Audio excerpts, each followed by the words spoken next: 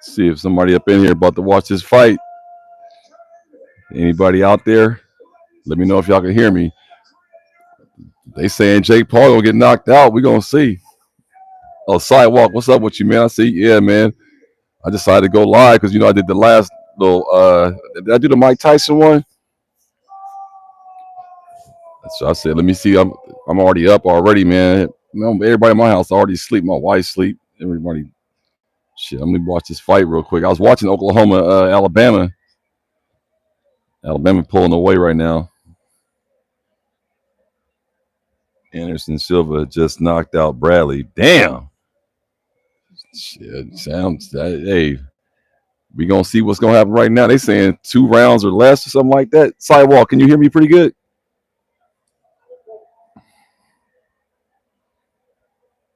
Yeah, man. You see, I got that chopper up there. Yeah, I got that chopper. Yeah, trust me. Okay, you clear? Yeah, yeah. I got that chopper right there. That motherfucker ready too. Trust me. I ain't gonna touch it on the live, but it's ready to go live though.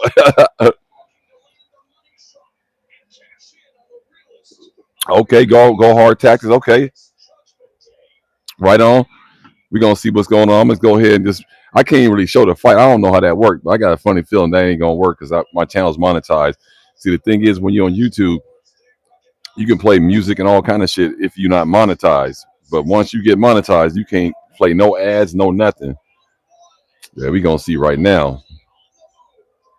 No, I ain't gonna lie. Jake Paul. You got to. The one thing about that boy, he got money. He been training. But once them hands hit your chin, we gonna see. Because Mike, I think that was staged, little Mike. So I think they had a little deal. Yeah, he will copyright hunt. What's up, Justin? I see you. I'm old to be up this late. Yeah, I'm old too, but I'm off tomorrow. I ain't tripping. I'm watching college football this weekend. Everything I'm watching I'm a big college football fan, so this is my favorite part of the year. Shit, I was just watching Alabama, Oklahoma. Yeah, we gonna see, man. Jake Paul. We gonna see what's up. One thing I give Jake Paul, he brought people to the fight game that normally wouldn't even be watching some shit like this. He bringing a lot of the little YouTubers and social media influencers and stuff to the sport. So that's why they fuck with him because he bring money in. Boxing's always been about money. Shit, the late great Don King, he would have definitely fucked with Jake Paul. I guarantee you that because he makes money. I don't think a lot of people even tripping off Joshua, the real boxing fans, but the average little youngster, they want to see Jake Paul either knock him out or get knocked out. People love train wrecks. Trust me. Hey, make sure y'all hit that like button and subscribe. Oh, damn, Justin, you still here? Let's see if we make you a moderator. That is a moderator. Standard moderator. Yeah, okay. Yeah, man. Yeah, I got you on there. Show some love and my brother. Yeah, I got to go get my ARs to bed. Oh, your kids to bed. Yeah, go ahead, man. Yeah, take care of the family first. Family always first, man. I appreciate you stopping, hit the like button, and everything. Appreciate it. Yeah, man.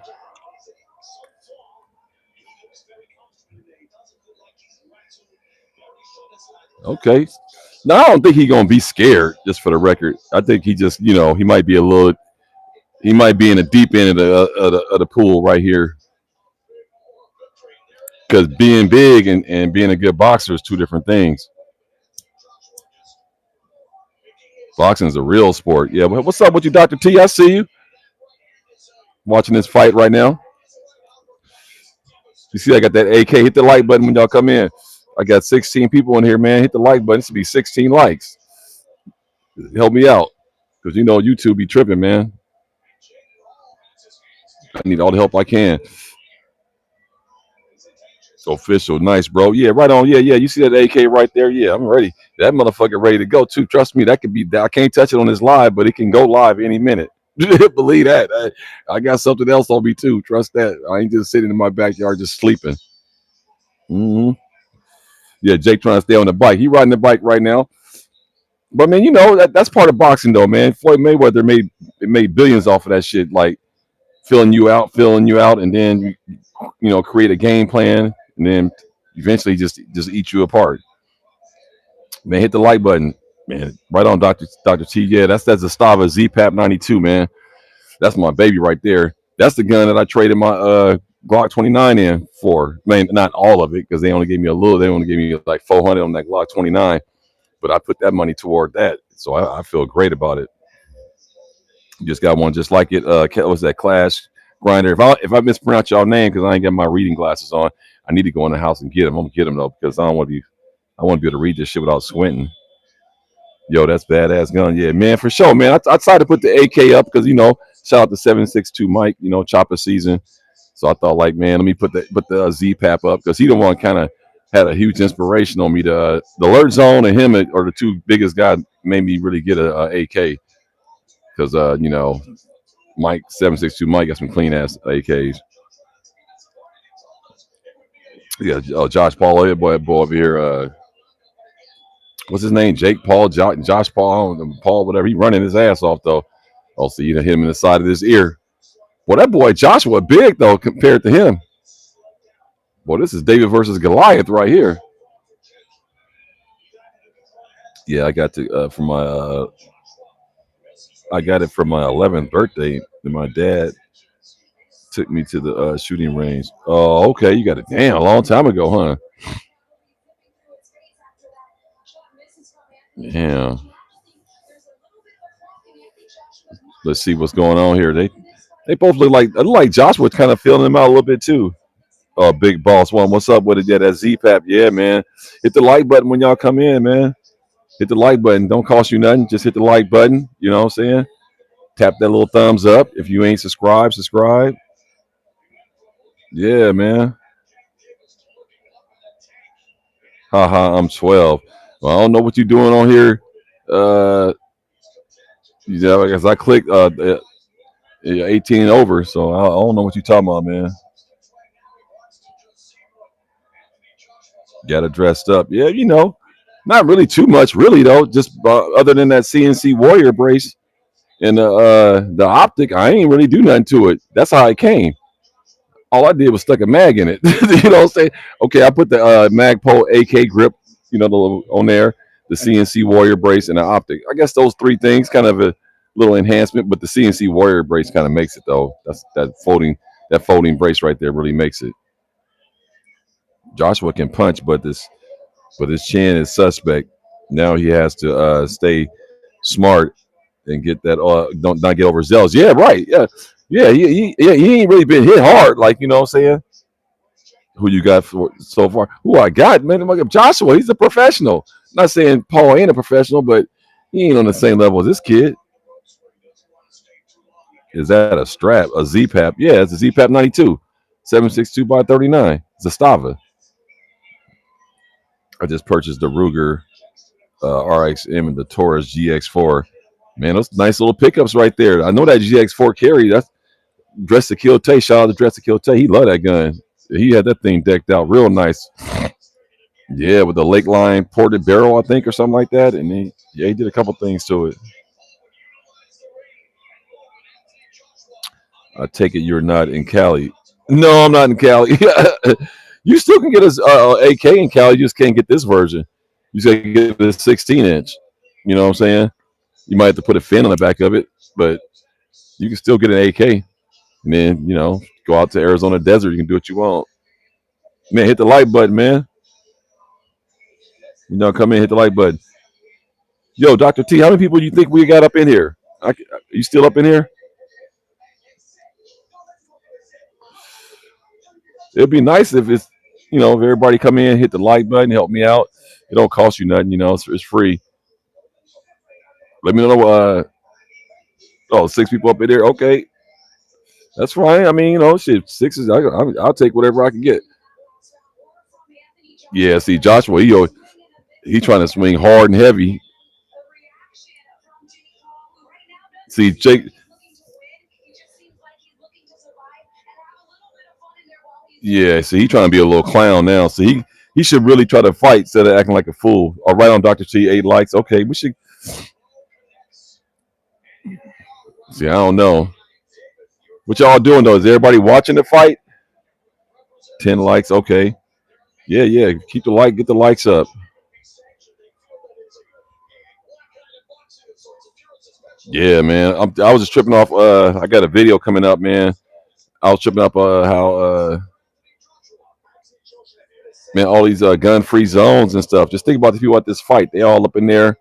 How many people you thinking they're carrying a gun, other than like people who are part of the security team? You probably couldn't get through the thing though. Probably a fight like this.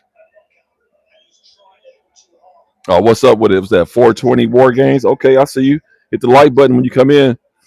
Subscribe. Make sure you subscribe still because they be tripping, taking shit away. People think I think I'm making this shit up. I'm not.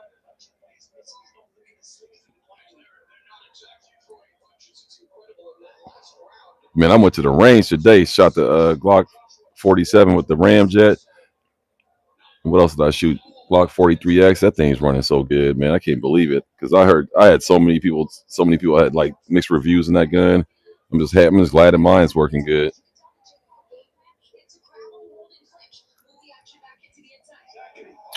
Ooh, uh oh. That's one thing about boxing, or even if it's a street fight. Anybody can get caught. You know what I'm saying? You got to keep your hands up. Hit the like button when y'all come up in here. So what, man? Anybody buying any new firearms before the end of before 2026? I'm not, but I'm just curious. Anybody buying anything new before 2026? Because I'm saving all my shits for suppressors. Our Glocks getting expensive out your way? Not really. I mean, I don't see no big difference. To be honest with you, when I go into like Academy, I went there the other day. They had several Glocks up in there. I don't know all this. Like I can't find this. I can't find that. They don't got everything, but they got like all. They got enough. I don't see no Glock 19s and stuff like that. But like I see the 30, 22. I see 43 X's and 48s and 48 MOS, and they got a few of them up in there. Glock. What was the long slide one? They had the 41 10 mil, I think. Beretta or Glock. Both of them are good. Shit. You saving for AR-15? Yeah, you go if for your first AR-15, man. Go ahead, fuck with Palmetto State Armory, man. I don't know why people don't. Shit, I got my first AR, my 16 inch. I got what DPMS. I bought it in California. I bought that motherfucker like right when COVID first started, I think, and that I overpaid for it. I think I paid down there 800 for it. But you can get you a fully built AR on mil spec like Palmetto run fine. Shit under sub 500, 600, sub 600. What's that? Boss player in the 84. I'm gonna get Mossberg Maverick probably this weekend. Hell yeah! You pick who's this? That dude picked up a Sig GTO Equinox today. I don't know what that is, but that shit sound like it's dope. Any suggestions for PSA? You know, like I said, they got AR-15s all day. Shit, I like that little Jackal line they got going with the. I want that 9mm Jackal. That should be a nice little truck gun. But yeah, PSA they got their own brands, man. They sell AR-15s, all kind of AR-15s, and most of them, from what I understand, from all the reviews I see on YouTube and stuff, they run fine. But if you talking about getting an AK like right there, those that AK ain't no Palmetto State Army AK. I'm not knocking on Palmetto State Army AK, but Zastava is one of the premier AK producers. I mean, they put some pretty good material out, man. Good guns out, Bose trunnion, chrome line barrels and stuff. That gun is loaded right there. You ain't got to do nothing but just put ammo and oil on that motherfucker. That's it. 18 watching. Okay, let's get the like buttons up. Hit the like button, you guys. I appreciate it. Fuck, come California, jazz head.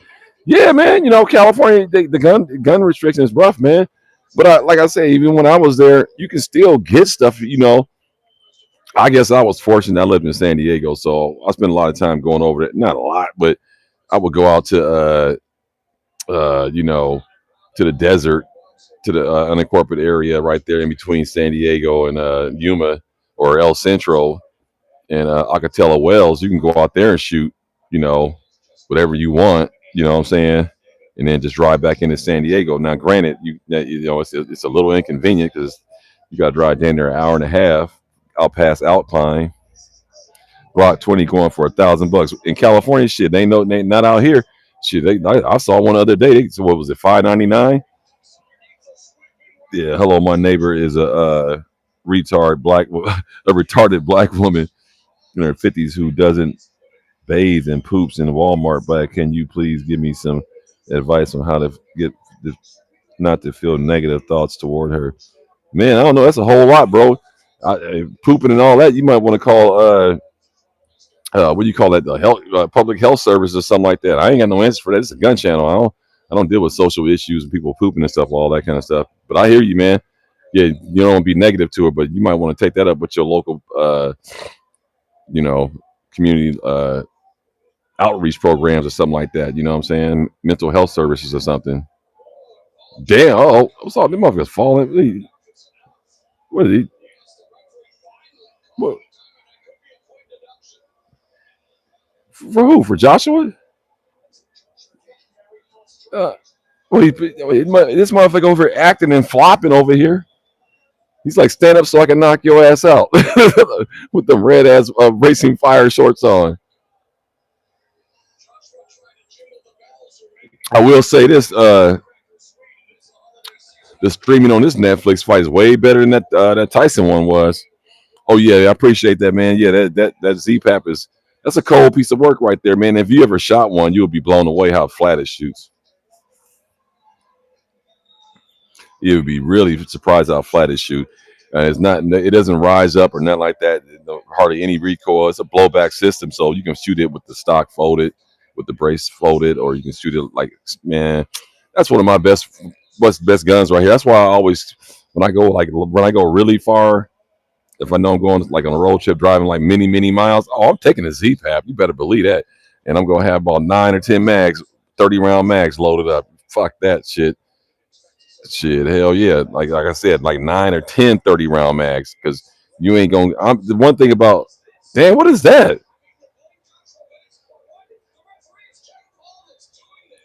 Jake Paul's the one dropping down. So Jake Paul's gonna drop down to his knees when he's about to get hit. That's some lame ass shit. He can't be doing that because once he dropped down, he's still swinging. He turned this shit to a mockery. Salute, brother. Stick that. Yeah. Yeah, I'll take that thing on the road trip with me. Let's see. Well, oh, here we got him in the corner. We gonna see. Jake Paul be talking a lot of shit. See, he just dancing around. He ain't trying to fight. We gonna see though. He gonna catch his ass eventually. But yeah, man. Like I said, this is a great road trip gun right here. Very powerful. I mean, you don't have no problems with this thing, man. Like the action is so smooth, real easy to tear apart. And what's cool, what I like about this model, I got the dust cover is hinged. Anybody know about AKs? Because if it ain't hinged, you have to take the dust cover off to remove the bolt carrier group and clean it. And it's kind of tricky getting it back on. But that one is hinged, so all you gotta do is just flop it up, like pop the dust cover up, and then you can put it, and then take the bolt carrier group out, and then close it down. So that was one of the. They got another version of this that don't have that crank style muzzle brake and the hinge dust cover, and without the pick rail on top. So they got another model that's a little cheaper, but I went for this one because it came with all the features with the pick rail and the crank style muzzle brake on there and all that. So you'll see them though. I think that one goes a little bit more. That one was like I think it was like north of 880 about out the door with all the taxes and all that shit was like 920 or something like that. But the other one was like 840 or something like that. Like your name. What the hell's like? Yeah, man. Please hit the like button. I appreciate that, Doctor. Yeah, hit the like button. Yep. Everybody's. Oh, oh, he took a. Now he dropping down to his knees again. See why? Oh, he hurt. Oh, so he hurt now. So he felt that hit right there. He felt that one. He felt that one. Are y'all watching the fight? Got him in the corner. Oh, he dropping to his knees again. Uh oh. Uh oh. Oh, come on, Doc T. Watch the fight. Put Netflix on. You ain't got Netflix? Mm-hmm. But I will say this one thing about the AK versus the AR.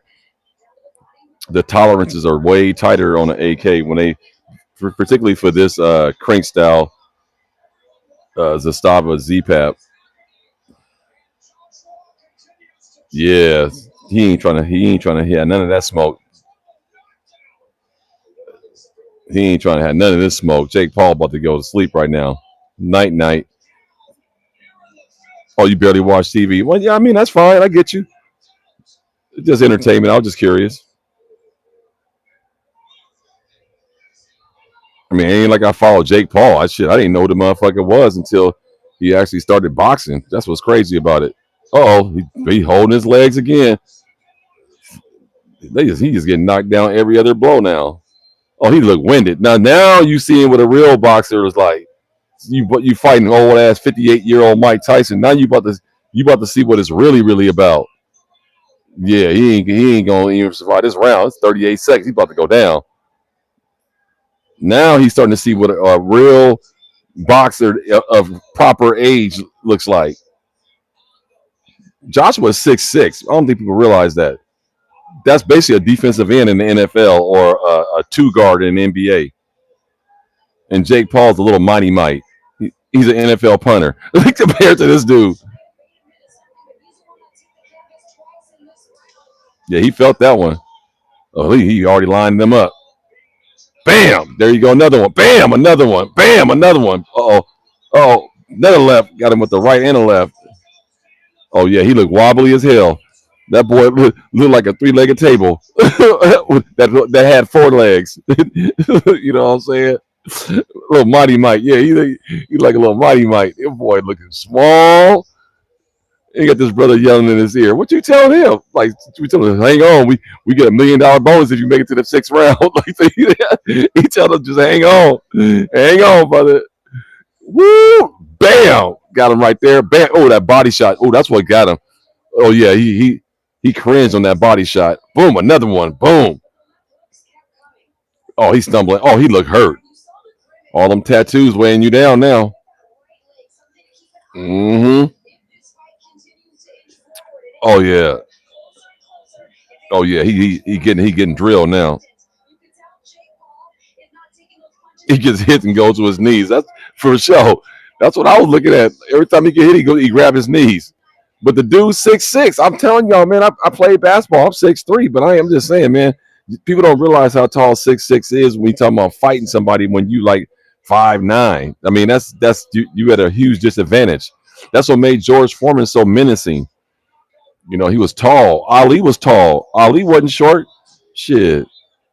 Mike was not really that tall, really, but Mike was just a compact fucking pit bull juggernaut. Like, so he made it for him being short. He made up for it being tall. 'Cause I remember Mike fought Lennox Lewis.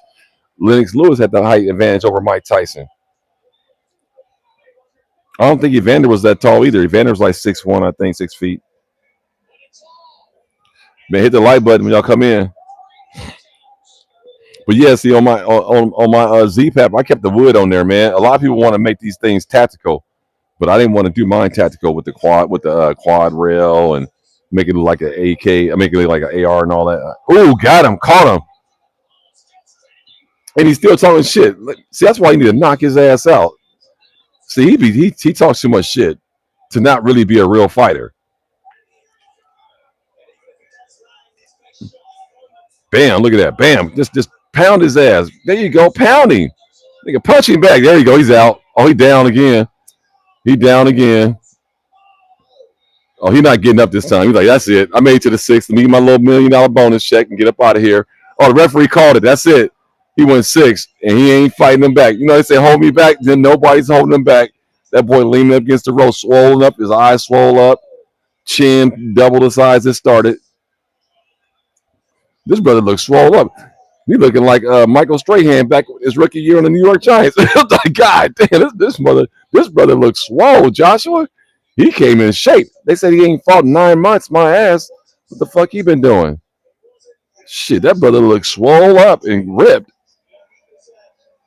Paul eating a humble pie. Oh yeah, eating a humble pie. A humble sweet potato pie. That brother put the hands on his ass. Look at these nice smiling, acting a fool and goofy. That's why nobody gonna never take you serious as a fighter. Because real fighters don't do that shit. They get up and they show respect. I remember Mike Tyson used to knock motherfuckers out, and he'll go over and hug them and shit and kiss them and all that kind of shit. Mike was a cold character. People don't realize that shit. Mike never disrespected his opponent when he beat the shit out their ass.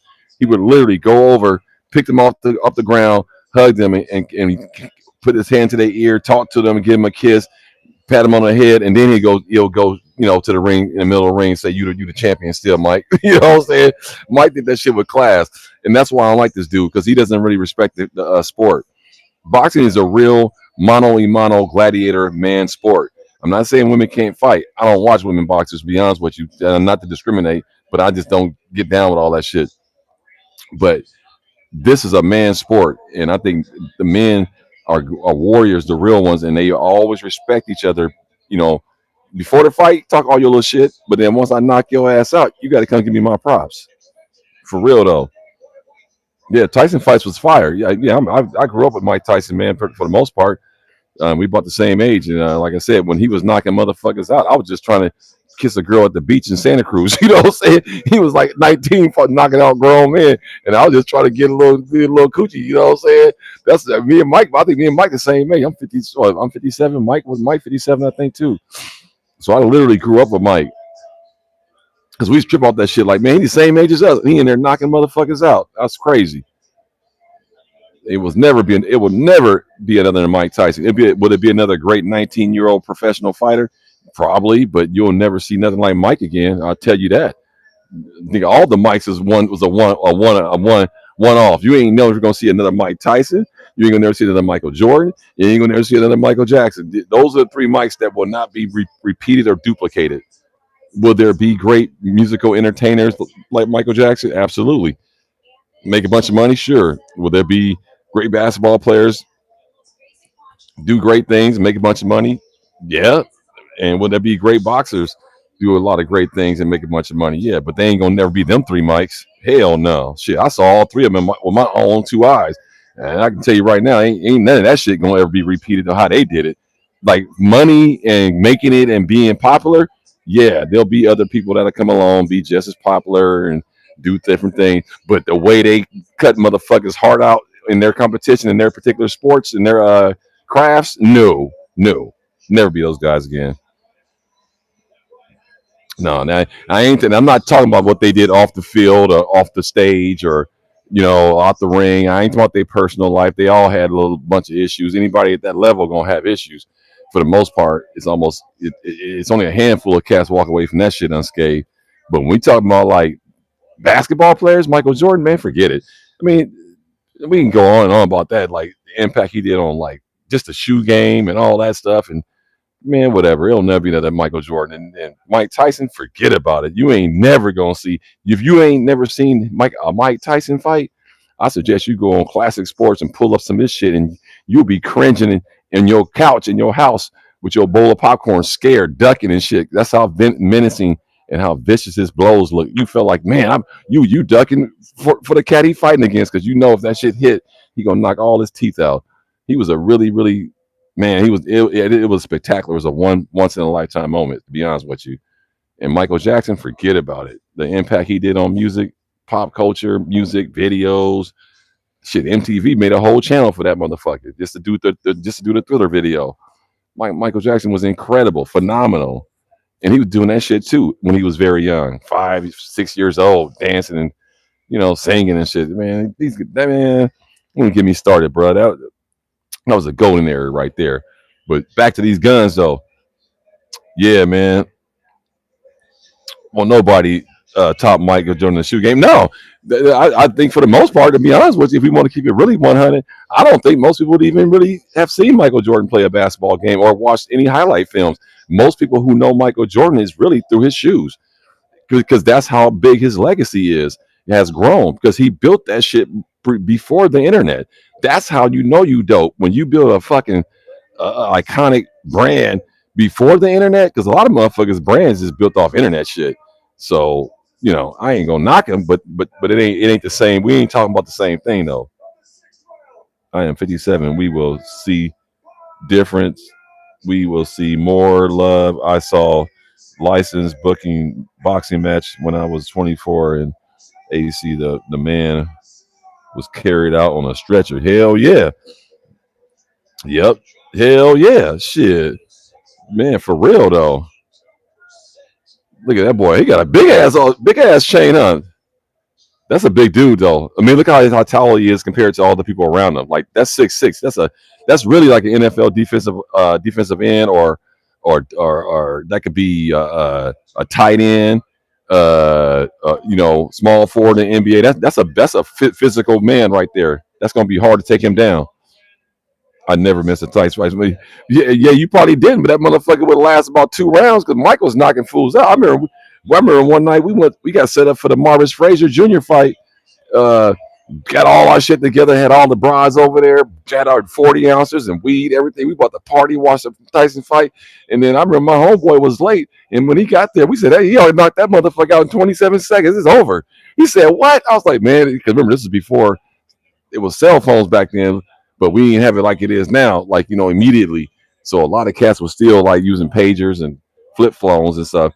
Man, that motherfucker got there. He had all this drink and shit. Man, came over with the Tanqueray and the orange juice and everything. I was like, yeah, we gonna drink that shit up because we was playing some Snoop music or something like playing Snoop Dogg. When his first album came out when I think he fought that motherfucker and man, he knocked that fool out. I'm not lying. Look it up. He knocked out Marvis Frazier Jr. in the first round and 27 seconds into the fight. The shit was over, and everybody was pissed because we watched all those prelims, smoked and drank all our drink up, and then here we go. The fight about to start, and that knocked that motherfucker out in 27 seconds. If you went to the bathroom at Mike Tyson fight, it was over when you came back for it. You ain't never lied. Boy, when the Mike Tyson fight started, when he walk out that all black playing Tupac or whatever the fuck he used to play, nigga Mob Deep, he used to play all the rapper music.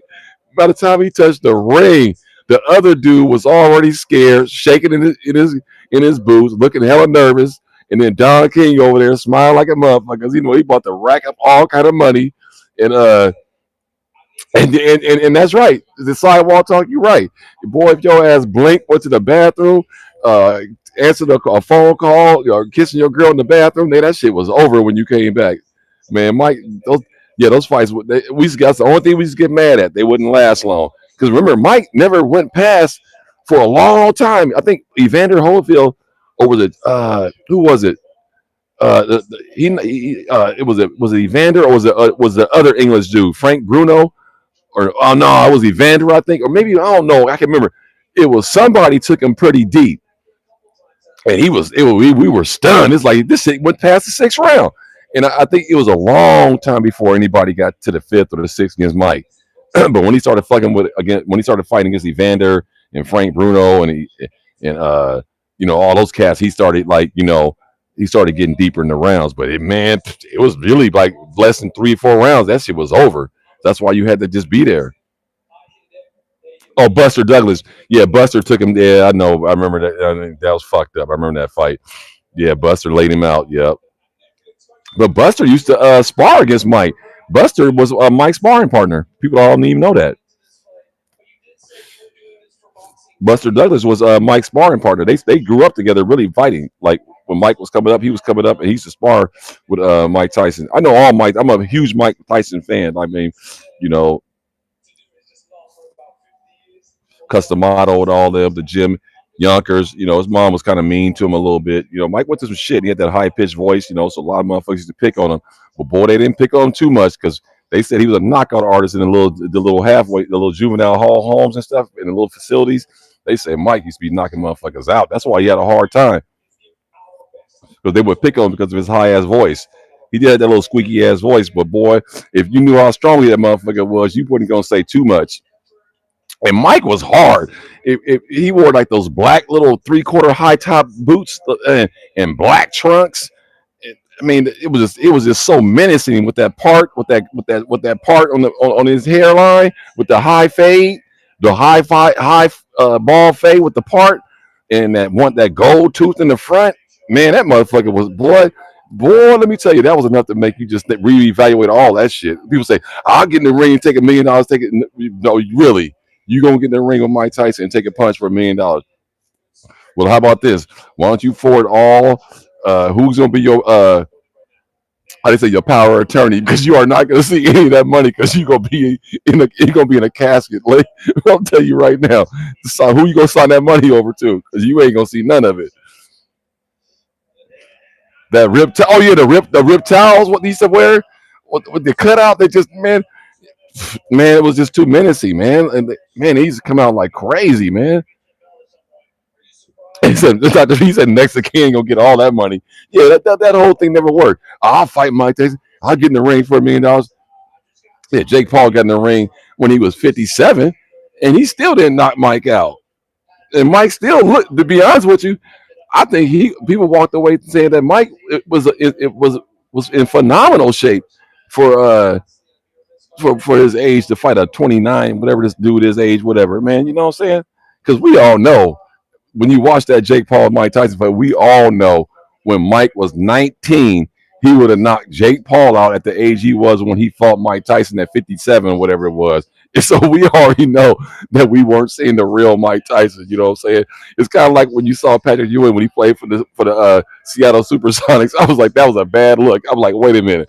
No, this is not the Pat Ewing I remember. You know what I'm saying?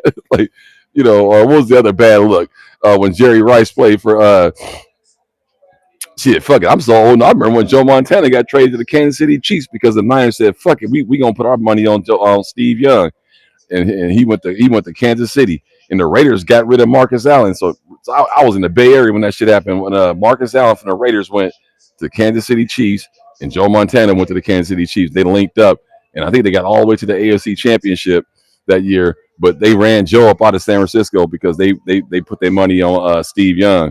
And a lot of shit went down behind that shit. I'm telling you right now, if you was in the Bay Area when them boys was there, let me tell you right now, Joe Montana was a full blown cokehead, but his wife was like the darling of the Bay Area. She was like a pretty lady, nice. They had all these kids and shit. And Joe came from Notre Dame, so he came to the Bay Area, and people thought he was like this golden boy. That's what they used to call him.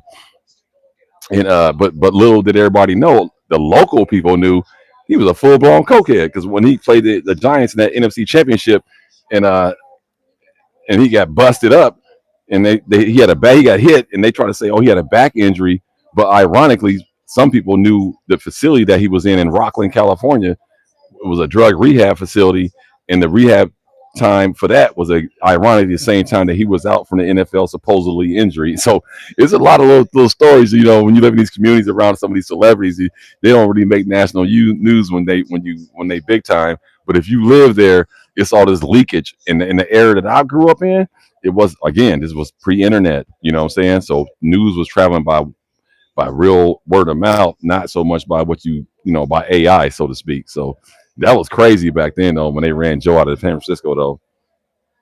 Yep. Hit the like button when y'all come in, man. You may help your boy out. Do these fighters feel bad later in life? We know all the regrets. We know use strength and good. I don't know if it's really people feel bad, man. To be honest with you, when you I think I just speak. Man, my brother played NFL. I ain't gonna say his name and all that stuff, but he played 1 or 2 years. He was good, but he had so many injuries in college, that by the time he got there, he was broken up, and he actually played 2 years and went in the Army. So but that's another story. But what I would say, because my only person I can really compare to in my family, I had friends that played high level sports, NBA and stuff. but I can speak on my family members who played high level. My brother was a super high level athlete out of high school. You know, he was all state in California in football, track, and he was all Northern California in basketball. So that's not bad, you know what I'm saying? And had all these colleges looking at him, Oklahoma, Notre Dame, and all this kind of stuff. But what I take from being around him, and he helped me become a good player, and I had played a little ball myself, and I don't like to really talk about that too much because the dirty side of the sport is that you play you play it for a reason. Like you when you kid when like we came from Southside Chicago, so we play sports like as a way to come up, make some money, and get up out of here. Like, you know what I'm saying? And then when you get to these positions, these situations, and then you start seeing the politics, and like, I'm better than this dude, but this coach ain't playing you or whatever it may be, and you ain't used to that when you come from urban environments, inner city environments, how to deal with structure systems that require more mental than physical. And I think so. To answer that dude's question, he was saying, I think when people go boxing, they go on to try to change their life economically, like try to put food on the table, make some money, set their kids up. They know they're gonna take some pounding. They know their body's gonna be tore up. They know, the brain's gonna be damaged, man. Come on, man. You talking about the frontal lobe, man. If anybody know a little bit about science and brain, you can't be taking these shots. Grown ass man with strong ass hands busting you on top of your head. You got to really think about that. Like, yeah, yeah, yeah. It's a price to pay to be a boxer. That's why I say it's not. You shouldn't be joking around and laughing and goo and all that stuff like that. And see, he laid his ass out. That's what he get. But and so that's why I say when you go into this sport, boxing, man, I think you got to show respect because, man, we talking about gladiators, man. These are true warriors, man. Everybody talk all that little shit, and that's why a lot of cats who own guns, you know, when they break the law and they catch themselves in a case and have to go to the pen, they don't do well because a lot of motherfuckers ain't in shape. They can't fight, and a lot of them just ain't got that pure conviction that, like, mono on mono, this motherfucker coming at you at a shank in the shower, and hear your ass standing here butt naked, you gonna have to figure it out, right? Because everybody watching, and ain't nobody gonna jump in, especially in no prison situation. Ain't nobody gonna jump in. Ain't no snitching in prison. And if it is, you on a punk yard, you on a sensitive needs yard or something like that. But if you in jail pop and somebody trying to take your life and you defending your life, unless it's a gang hit or something like that, man, ain't nobody gonna jump in and do nothing behind your business. And that's why I think people who own guns sometimes they be fronting too much, acting like they real tough guys. And the reality of the matter is, them niggas gonna be most of them gonna be snitching out, giving evidence up, all kind of shit just to make their sentence lighter. Don't want to do their real time, and that's why I don't do all that shit, man. I'm in general public. I be trying to evade any kind of confrontation, man, because if I go in, man, I already told my wife a long time, if I ever end up in a penitentiary situation on like a felony conviction for like a murder or something like that, man, cool. Don't forget about me because I got to turn into an animal. I got to transform into a beast. I can't be in there thinking about when I'm gonna get out and I want to be back home, my wife, my kids. Man, that shit's a wrap. Once you get behind them cold ass bars, boy, you better act appropriately. You know what I'm saying? You better get in line. And it's only gonna be two lines. It's gonna be a punk ass line, all the pussies and the punks, and then it's gonna be the killers. So what line you gonna step into? Oh, and the dope fiends. So there you go. You gonna be a dope fiend, or you gonna be a punk, or you gonna be a killer. You got to figure out what line you're gonna get into, and that's why these guns, you got to be careful when you pull that trigger, and you ain't really made like that, and you might have to go in a box for a couple years, even though you was right, and you ain't really built like that. Man, it's gonna be rough. Now, I ain't saying I'm the toughest guy in the world, but I can promise you right now, if you put me in a box, I'm about to kill everything that moves. Anybody come up on me getting stabbed, shanked, the first thing I'm doing is building a weapon. I'm going straight illegal the whole way, and I don't want to hear, "Oh, you're gonna double your sentence when you." Man, them niggas don't. Man, them cats in jail don't care about that shit. But man, once you up in there, you a piece of meat, and you better protect yourself. And the fastest way to protect yourself is stick somebody in their neck, and then they'll back off. Or they're gonna say, "Oh man, you can join our club, man, our little team, whatever, whatever." You know what I'm saying? Keeping it real, just keeping it real. My brother was evil spirits. Take a monster now, man. Hell yeah, yeah, yeah. You got to transform immediately. And so that's why I say when you're on the street, be smart, be very tactical, and be very. That's why I have tactical in my name. It ain't because I Navy SEAL and all that shit. It's being you can be a civilian and be tactical. And what I mean, that's why I got some shit coming. I'm gonna tell y'all what I got. I got some less than lethal tools coming, uh, because really, man, one of the most underrated things. I did a whole peppercore spray. And I'm telling you right now, I got a company reached out to me. I've sent some YouTubers names to them too. A lot of y'all send y'all some shit too. And I'm really about to start carrying pepper spray because the reason being, they don't want us to use these. They don't want us to use these. And so what we got to do now is we gonna have to evaluate on the fly, kind of like a cop.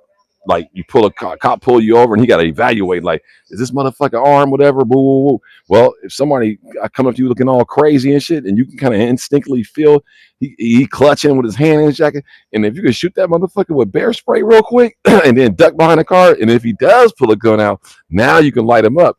But I think you might want to go less than lethal close up close like you in a grocery store and his dude walking looking all crazy, but you can see his hands like you don't see no weapon. Because see, that's the biggest threat. I think people don't understand is it's easy to defend yourself if you see the gun in the person's hand. That's gonna be the easy one. That's gonna be the easy one. But the hard one is that some of these killers out here walking around you, they taking people out with like not necessarily less than lethal objects, but a lot of them are grimy. They'll choke you out or strangle you, put you in a full Nelson in a chokehold and give me your money and try to choke you out. So if you ain't got a pocket knife or something like that, you ain't gonna probably get a chance to get you a pistol because a lot of these cats don't. They don't even carry pistols that be taking people out, man. Y'all gotta feel me on this because of the real underworld criminals. These cats, they be taking people out with their hands, and so you might have a motherfucker charge you and and he ain't got nothing in his hands, and you over here thinking like, oh, I'm just gonna shoot him. Well, okay, that's fine, depending on what state you in, because if you shoot that dude or that woman or whatever that person is, and they don't have a firearm on you, you better believe them boys they're gonna be like, well, he didn't have a gun. But even because we've seen this before, there's been people who've been took people out, and the victim, the person that was being assaulted, take him out, and then they say, well, no, he didn't have a gun, and then but the person who did it, he been in jail 8 times on several strong arm robberies and battery assault cases and domestic violence and drug possession and failure to appears and warrants, and then they sit there having your ass all tangled up in all this shit. And see, that's what I'm saying. That's why man, I'm telling you, once my daughter graduate, man, I might we already talking about buying some land somewhere, and man, I might have to go rural. I might have to get out of the metro because it ain't even worth it, man. Because I'm to the age now, it's too ignorant. I'm seeing too much ignorant shit in the general public, and I've already lived all through the '80s and '90s and all that. 2000 did all that, and I ain't really trying to get caught up with some knucklehead rolling up to me, and I'm gonna have to defend myself at damn near 60, and then pop this fool in the head, and then all of a sudden now me and my wife are separated. I'm in prison, and I gotta fight this and spend all my little savings on a top attorney to fight this scumbag who ain't got no attorney. You know what I'm saying? You got it, man. Man, I know y'all think I'm tripping, but it's something to think about, man. Like, do you really want to live around a bunch of people as you get older? Because when you're younger, I think you walk around a little bit more like a Teflon Don, like oh, I'm cool. I ain't got nothing to worry about. And that's how we all were in every generation, 50, 60, 70, 80s, 90, 2000, 2010, 20, whatever. Every young person thinks that I'm good. I'm good. But when you get older, you start wanting to preserve your life and extend it, and you don't want nothing to really come in and interrupt that. So having a nice little farm ranch house style house, you know gated off, you know what I'm saying, a bunch of dogs running around, camera systems, lots of guns, you know what I'm saying, and you know what I'm saying, it is so like, where you can see somebody rolling up or trying to sneak up and all that kind of stuff, and you live in a state where your Second Amendment rights carry as much weight as possible. That's why it's just something to think about. That's why I might have to just stay in the South, man. I don't know, man. Like, I was thinking about going back to San Diego when my daughter graduate, but I'm like, man, dude, I don't know now. Like, it's like, I don't know if Louisiana is a spot. I'm not really mad at Louisiana, but I'm leaning. we've been looking at a little property in Texas. Texas is definitely more appealing because of the land, and you're kind of away from the hurricanes a little bit. You know what I'm saying? I don't want to be old and have to deal with this hurricane shit. This shit is overrated down here. I got a High Point AK-47. Oh, you got the HK-47. Okay, I saw Honest Outlaw did a review on the High Point AR-15. I think they got one. Eyes and ears tactical. What's good? What's up with it, man? I see you, bro. I see you. Yep, Carl's. What's going on, bro? Yeah, Texas has twisters. Yeah, I know about twisters, but see, you can always have a house with a basement, and you good. It might tear off the whole house, but I know about man. I'm talking about hurricanes, bro. We twister. I mean, you right. That ain't nothing to play with either. But boy, I'm telling you, these hurricanes, man, and these levees down here. Oh man, I'm cool down here in the boot. It can crack or break or anything go wrong any moment. But I like the gun laws, and I like how you got your castle doctrine, and your car is your home, and all that. They got some real good home defense laws down here. Their EDC laws ain't that much greater. The South is overrated when people talk about like you can just shoot somebody. That's a bunch of bullshit. There's really only a couple of states that really let you just light people up, like Florida and Texas, probably. Maybe Alabama. They kind of loose too on that. Like you ain't got to retreat and stand your ground, but you got to be careful with these stand your ground states. A lot of them don't really back that up as much as they say they do. You know what I'm saying? Yeah, that High Point AR was looking kind of good. He said it was. I saw that too. California Chief Dog on Honest Outlaw, but I thought he said he had a couple hiccups, but I didn't get the notification. You didn't get no. See, that's what I'm saying. A lot of people ain't getting notifications. A lot of people ain't even subscribed. That's what I'm saying. Hit the like button when you come in and make sure you subscribe. You might just be watching because you saw it on a suggested feed or something, but you may not actually be still subscribed. Man, this shit is crazy, bro. Yep, this is crazy. Alabama won, so yeah. Man, did y'all hear about the Tulane coach, man?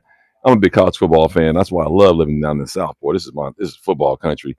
But yeah, man, the Tulane coach, man, he took the job at Florida, but he stayed at Tulane to do this bowl game. But his dad died last night, man. I saw that shit. That shit broke my heart, man. I'm like, damn, he's about to coach Tulane in his big bowl game against Ole Miss tomorrow, and his dad passed away last night. Man, I really, man, boy, if that ain't be motivation for the players, man, y'all better go out there and get that one for the coach, man, for the coach's dad, man. That was sad when I saw that shit, man.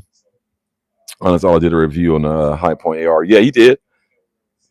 Yep, yep. Popped in the feed. It popped in the feed. Scott, yeah, I hear you. What's that? Scotch Hutch. Yeah, I know. I can't get my glasses on. I see what you're saying. Oh, yep. Me neither.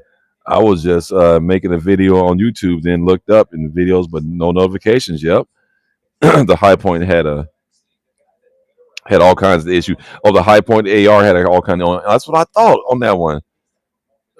Boys player 94. Did Lane Kiffin become the LSU? Yeah, he took the LSU job, but he's not coaching the bowl game for Ole Miss.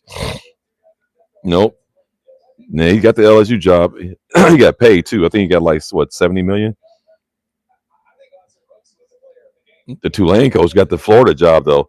I think the Tulane coach is going to outcoach Lane Kiffin because well, that's going to be a game right there when Florida plays LSU in Death Valley because the coach from Tulane is from the boot. He's a homebred young man.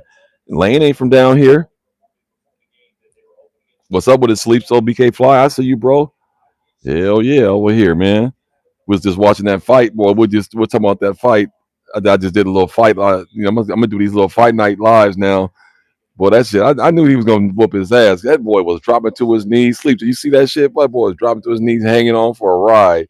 Put them things on him, and then he go try to clown and act all stupid and goofy. That's why I don't like him. Sleeps. Speak on that shit.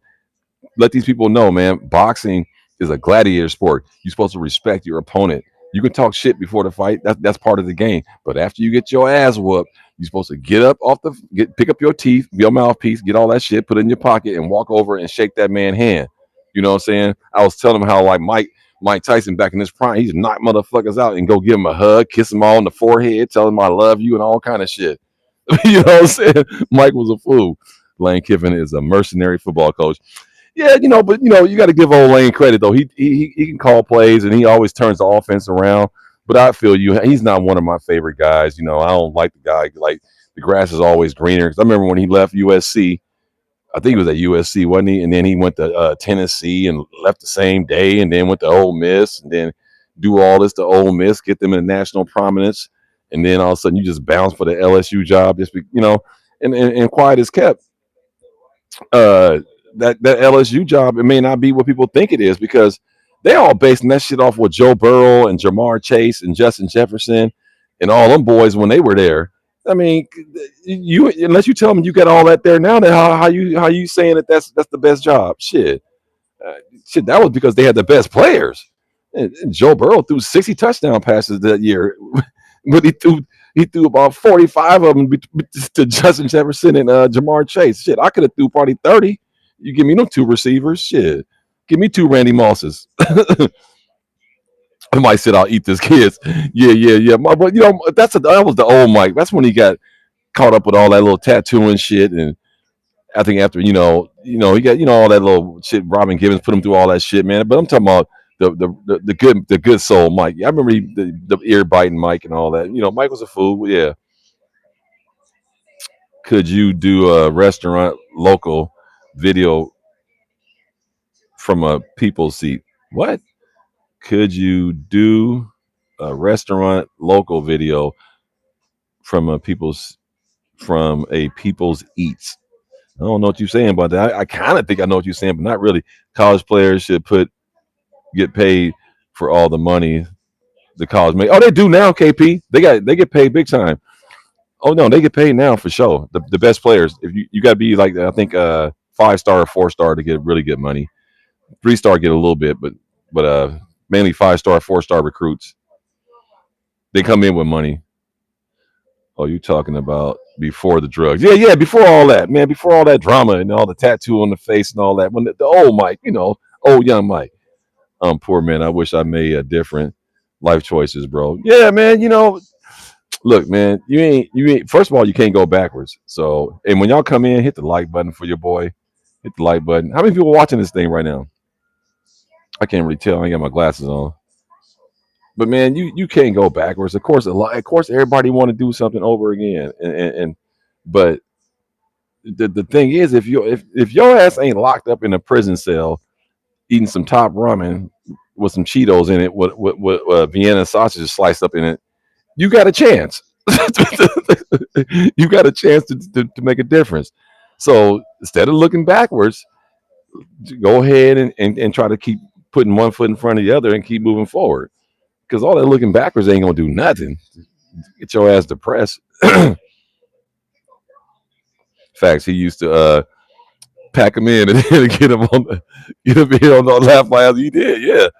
I appreciate you saying that. Yeah, man. Like, man, look. See, the problem is with the mental, with the brain, with the human brain. And now I'm about to get Dr. Phil on you real quick. You know what I'm saying? But for real though, this is what I've found in my 57 years on Earth. A lot of times mentally, it be you. It don't be really as bad as you might perceive it to be because you tend to want to compare it to other things and other people, but you really ain't looking in the mirror and looking like, okay, well, where I come from, where did I start, what was my starting point in life, where was I at that made me feel so euphoric and that I can just king of the world, okay, and then if you can find that spot and go back to that spot and then look and see where you was at, you'll probably realize you wasn't all that what you thought you were. But then soon as something bad happens, now you want to think that the whole world is over. And the only reason why I say that because there's tons of people in the world. So for you to think that you're gonna live your life perfectly without ever making a dumbest decision, without ever meeting some stupid chick and knocking her up and have a baby, or or staying at this party too late, getting drunk, and then get pulled over, get a DUI, or any stupid thing that you can do that can kind of sidetrack you from moving forward. The reality matter is, unless you did something heinous, like like utterly, you know, felonious to the point where they giving you football numbers like 45 years to life. Unless you did something like that, you still got a chance. You can clean your act up and straighten yourself out, and then come and then clean that up, and then move forward. With all that looking back and saying, "I wish I could have did it this way. I wish I could have did it." Man, fuck all that shit. I don't even fuck people like that because, to be honest with you, that's people who haven't gotten over their past, and you don't want to spend a lot of time fucking with people who gonna keep harking on their past and crying about it. If you stand outside right now and you can look out your door and see sky, see the blue sky, and see grass, the green grass on your feet, man, you got a chance still. When God gives you another day, that's another opportunity to make it better. And and that's putting one foot in front of the other, no matter what it may be. You know what I'm saying? It's not hard to be thankful for life. And if it is hard for you to be thankful for life, then you might need professional counseling and go talk to somebody that can help you, with spiritual uplifting and stuff like that. Because man, when you're alive, you're supposed to feel that shit. And if you ain't feeling it, something's wrong, man. You're supposed to be happy you're alive. You know what I'm saying? Fuck that. That's the way I look at it.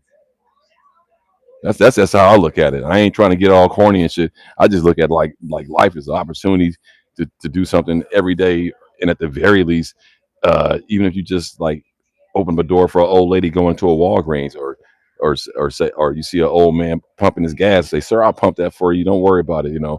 Whatever. Like if you can just pay a good deed forward. I mean that you've already bettered yourself because the old you probably wouldn't have did that. You see what I'm saying? So it's all kind of opportunity to make yourself better, man. You just gotta believe in it and keep looking forward, and don't fuck with negative people, and don't fuck with people who always want to talk about the bad shit and stuff like that, man. That's how I look at it, man. Yeah, chin up, chest out. You gonna weather the storm? Hell yeah, you gonna weather the storm. As long as you want to weather the storm, because ain't nobody gonna be able to talk you all the way through it and hold your hand all the way through it. You just want to know that you got people behind you that believe you can do it. And if you know you got at least one person that believes you can do it, shit, I believe anybody can overcome anything. So long as you know that people believe that you can overcome whatever, you could just go ahead and do it. Put it to work. Yeah, feeling stuck is a real feeling, but unstick the feeling.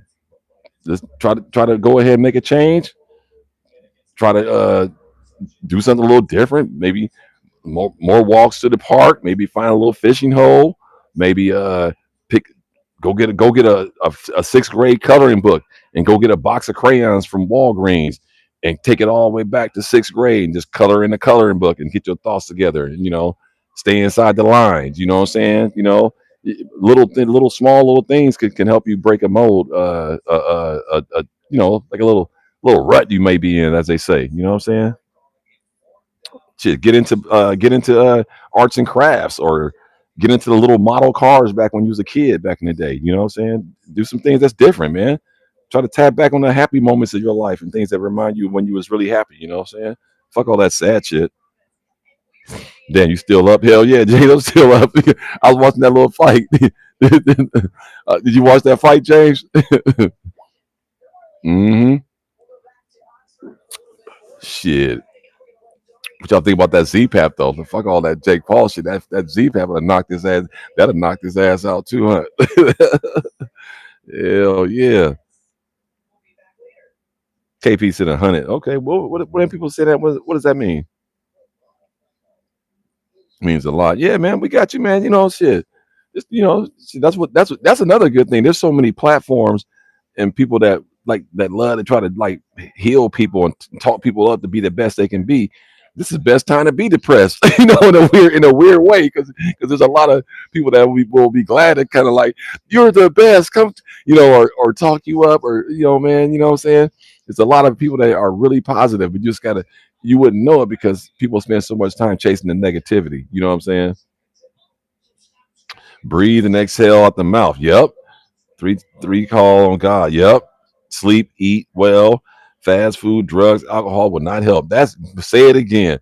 That ain't gonna get it done. No, you got to start eating your carrots and your vegetables, your beets, and get you some good fruits and stuff. And listen to the even on YouTube, they got little channels where you can listen to rain and thunderstorms and shit. Just tune out all that little nonsense. You know what I'm saying? Tune it out, clean it all out, and then find create another space inside your brain, and then it's all about endorphins, man. You got to find something that can create a happy feeling for you outside of narcotics and all that kind of stuff. Now, as I say that, I'm drinking a beer, but you know what I'm saying. But, but the point is, I'm happy though. I don't see, that's the thing. I don't drink when I'm sad.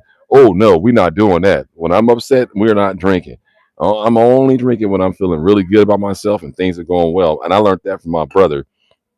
Man, I don't drink when I'm depressed or angry because that should lead to some destruction and bad decision making.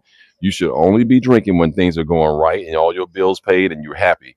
All that drinking when something go wrong and oh man, the dude cut me off in traffic and you no man, you don't need to be drinking nothing and getting all loaded when you upset and angry and sad. You need to be drinking some apple juice and watching some old reruns of the Cosby Show or some shit, but just to take your mind off of that shit. But or what I'm saying, well, what's happening with Reg and all them, you know what I'm saying? But you ain't no man, don't drink, get fucked up when you mad and angry and stuff, man. That's not a way to go. No, that's not good. Been down in the fuse. I love these takes. Yeah, man. Just remember, man, you only get one life. Fight for it. Make it worth it. You know, and stop thinking that like that everything got to go right. There's gonna be a couple of bad days. What is it? 365 days in a year. Shit, man. If you really sat down and thought about it, yeah, the 365 days in the year, you might have maybe 22, 23 bad days. And out of that 22, 23 bad days, probably only about seven of them was really, really bad. You just blew it out of proportion and then lingered for damn near a month. So come on, man. Go to the lake and listen to the waves crashing on the shore. Yeah, KP, when I was in San Diego, I used to go to the beach all the time. A lot of people follow my channel. No, I used to do videos at the beach or at the ocean. I sit out there, man, and just listen to the waves crashing. There are a lot better waves in San Diego, KP, than they are on the Gulf Shore. But no, I'm just messing. But no, man, for sure, man, get in touch with nature. You know what I'm saying? Take up some hobbies. That's why I like these guns right here. Like I said, I don't be buying my guns to be intimidating people, and I'm the baddest dude in the town. That is not the purpose of me buying firearms. A lot of this is a straight up hobby and home protection, and something fun that I get a lot of enjoyment out of. That's it. All that tough guy, and I wish somebody would. I don't be walking around. Yeah, man, shit. I'm in public, you wouldn't even know I got a gun. And then even if I saw some shit, I'm still kind of, let me get up out of here. Skirt. Let me make a left right here. Nope, let me walk this way. I'm trying to avoid any confrontation. That's why I believe I'm a really good gun owner because I'm never going to, it's going to take a lot, man. I'm telling you. Yep, I'm close to New Orleans. Yep. Yeah, you guys are jerks. Yes, some guys are jerks. Yeah, yeah. Navy guy. Damn, that sucks. Okay. You know how many things fell apart for me and had to pick up the pieces together. I'm on my third life. Man, I heard that. Philly guy. I walked away, but I never had kids.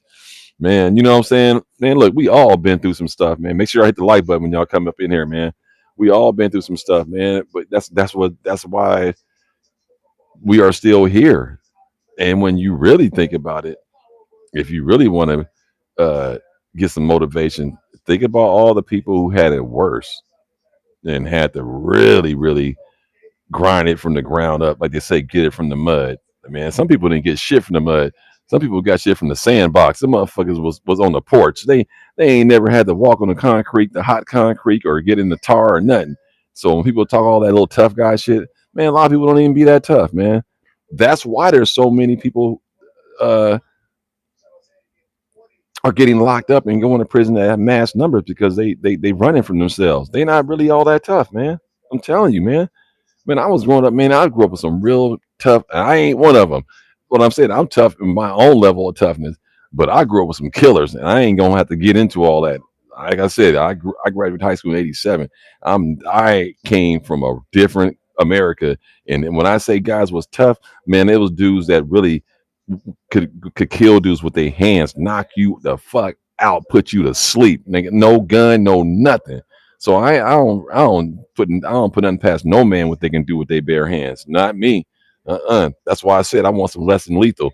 I'm telling you, I got a little video coming. I want this company to send me this little kit with this little mace, this little pepper spray. I sent all y'all names too. KP Sleeps, all y'all cats. I sent them all these gun tubers. Send them to him too. I don't know if they're gonna do it, but he asked me for some names. I gave him about like 90 names. I went through my whole thing. He said, "Wow, that's a lot of people you know." I said, "I don't even know all of them, but I just know they watch my channel, and I know a lot of them from subscriptions and stuff." But man, I'm about to start working with this pepper spray because I'm gonna start zapping a few fools when they get too close before it escalates to the gun. I'm gonna zap the shit out your ass right in your eye with the pepper spray and watch your ass sit there and that shit burn. And I'm gonna be running out of there. I'm gonna be up out of there. I ain't sticking around. I'm gonna zap your ass and run. Hell yeah, I'm gonna start using that pepper spray. And then, because if I zap you with pepper spray and you still coming at me, and then you present a strap, now I got you. Now I got you. But I ain't gonna pop you first, and then little do I know you ain't had no gun on you, but you look real buff and yoked and mean and sweaty coming at me. That ain't gonna sell in court. They gonna say he was unarmed, and then I'm done. So no, I'm gonna zap you with this pepper spray because you was coming at me crazy looking, and then if I had to face a charge on that, that's fine. I was like, well, why are you zapping for? Because he was charging at me, looking up with big ass hands like he's gonna choke me out. I was fearing for my life. And then when they found out you had a gun too, they gonna believe you. Because they're gonna be like, damn, you could have really shot him, huh? I said, yeah, but I didn't see no gun. See what I'm saying? That's why we gotta start thinking less and lethal. We need to start getting some practicing with some of that pepper spray and really if a motherfucker come up on you and you don't see no gun, you see both their hands open and coming at you, zap his ass that pepper spray and then get behind cover and run. And then hunker down and then pull your little thing out and pop his ass if you have to. Yep. Learning to shoot and handle firearms is damn sure good skill to have.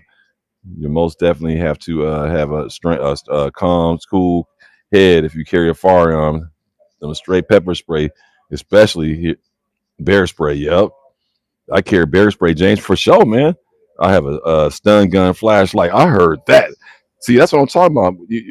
There's a lot of things you could have, man, because unless you're on your because like I said, in Louisiana, we lucky because in Florida too, in Texas, I'm pretty sure, and a lot of other southern states, we kind of lucky because I know in Louisiana, in your home, hey, the motherfucker ain't got to have no gun. If he busts in your house, you can light his ass up.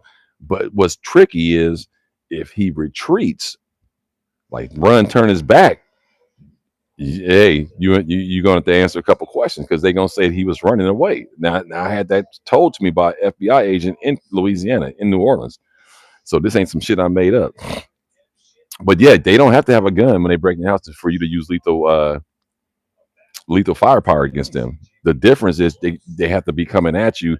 They have to be front side. That's all I got to say. They got to be front side, and you cannot protect property in Louisiana. But if you're in your car is your home in Louisiana. So if someone was trying to come at you with a gun in your car, you can shoot their ass in your car. So it's a trip, man. You got to know all this shit. I carry a rock, scissors, and God. Okay, a rock, scissors, and God. I heard that. I ain't mad at you. Shit. If that makes you feel safe, go for it. I feel safer with my Glock 19. Hell yeah, yeah. God is a great mystery. Yeah, I need to find this. Yep. Not to mention all the cameras in Louisiana. Hell yeah. Yep. Yep. Once they turn around, they are no longer a threat. Yep. I did armed security in Riverside, California before I got armed. I took a pepper spray first, and now I carry that shit everywhere. Hell yeah, ball bait here, felony record. Yep, yeah, man. I mean, that's what I'm saying. I'm gonna really push that pepper spray on my channel when I get it. Like, and trust me, I'm still gonna have my gun on me. Oh, don't get it twisted. Hell no. The pepper spray is just for if I see you coming at me, threatening, looking all crazy and goo eyed and and then you don't say something crazy to me like I'm gonna kill you, or if you say all that and you running at me, I'm about to zap you. I'm gonna let you get kind of close and zap the shit out you with this pepper spray, and still kind of in the retreat mode, zapping the shit out of you, and I'm gonna be trying to run, and then I'm gonna get pinned behind a little area, and then if you still coming at me, then hey, is lights out. But for the most part, I'm gonna just zap you till I can get away from you and just keep running away from you. I ain't about to go down like that, man. I'm zapping and running, and then when I'm zapping and running, I'm on my phone because I'm on my phone calling the police saying, "Look, man, this dude came at me. I zapped him with some pepper spray. I'm running down the street. I'm running down 135th and Broadway, and this fool still chasing me. I don't zap him with a whole can of pepper spray. I do have a gun. What should I do?" You know, I'm gonna be on the phone documenting my little travel, my path of travel. A pepper spray is less than lethal option. Yeah, of course it is. What if you just give him the leg shot? That's what I was thinking too, Sleeps. A little pop in the leg, just slow him down a little bit, you know what I'm saying? But what if you hit that femoral artery though? That motherfucker bleed out on the side of the road. Nigga, you know what I'm saying? but that's what I was thinking. Like, can we you know, give him a little leg shot or something, man? Boy, you got to be accurate though, because you know these little crackhead dudes, boy, they be moving quick. Them motherfuckers was all state running backs before they were high. I'm telling you, a young black boy uh, pissed. I broke up a fight by yelling at. He said, "I'm gonna punch you." Came to my gate and spit on me. Damn! I didn't come out. He said, "I just got blessed." He walked. Yeah, you got lucky on that one. Thanks again for the great advice, bro. Yeah, yeah, I got you. Yeah, you right. Sleep. You know what I'm saying? Oh man, for sure. I'm gonna save some funds to get my Cal in Oregon a lot easier than Cali to get the CCW. Yeah, get the Utah one too. Get the Utah one. Get the Utah one and the Arizona one. Those are easy. I think Arizona lets you do that shit online, and all you gotta do is go to your local like gun place and do the. They're gonna still make you do the little the fire safety course, but you can do that in your state you're in. But you can do the other shit online. That's what I heard Arizona. Because when I was in California, I was supposed to get one, but I ended up getting the Utah one. So I got three right now, but my California one expires in I think in 27. So I got Louisiana now, California, and Utah. But honestly, man, I don't buy into none of them motherfuckers because I look at it this way: concealed carry permit or not, as long as you're in a state where you don't have to have a permit,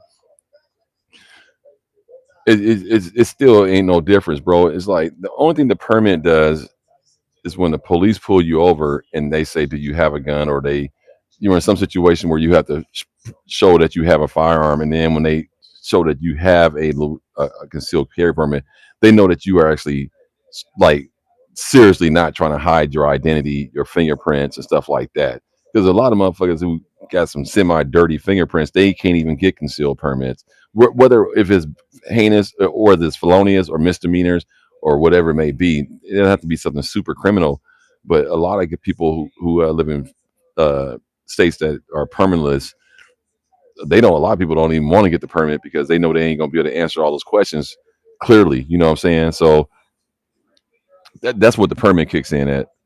Like to law enforcement, it shows that you are fully compliant, fully. Yep.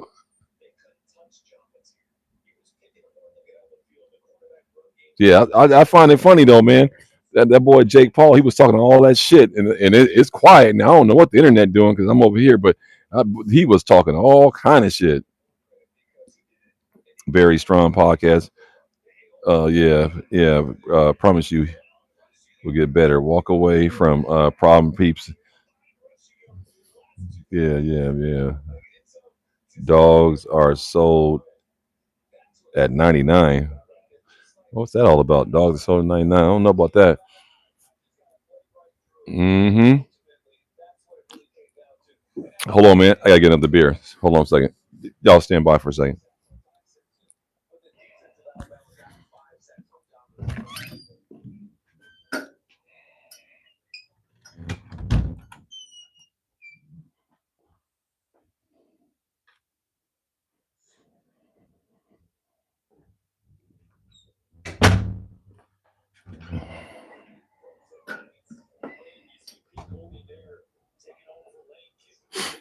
All right, I'm back. But I tell you what, man, if you ain't got a that fight was a music play all scripted. Yeah. Oh yeah, it looked kind of lame, man. I think dude wanted to really knock his ass out. Joshua, but just remember, permanent carry in your state is just that, only in your state. It still pays to get to see CWP. Most states will honor your CWP. My Florida CWP is under in Thursday. Oh yeah, for sure. What brand of beer? I'm drinking. I really don't like giving out brands because they don't pay me. But fuck it, since it's alive, I don't give a shit. I'm drinking. I'm thinking Stone. Y'all want to see the can or something? Thinking these right here.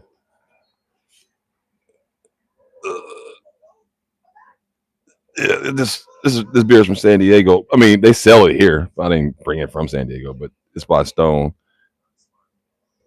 Hazy little thing. Fucking with these right here. But yeah, they man, they make money on all this stuff, man. That fight looked hella lame, dude. Oh, you like Land Shark? Okay. I remember Land Shark first came out.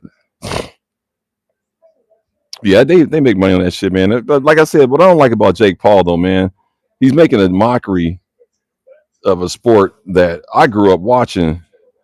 All the great fighters, Joe Frazier and Ali and Hagler and Hearns and Sugar Ray and you know Camacho and just I mean just it's all these great fighters and shit. This motherfucking he over here making a joke out of it, man. Like I don't like that part. I think if you're a boxer, I think you have to have a certain class to you. Like after the fight, you show respect for the sport and for the fighter, and just keep it moving. You know what I'm saying? Like before the fight, I think you can talk shit. Yeah, that's part of the game. You got to hype the fight up.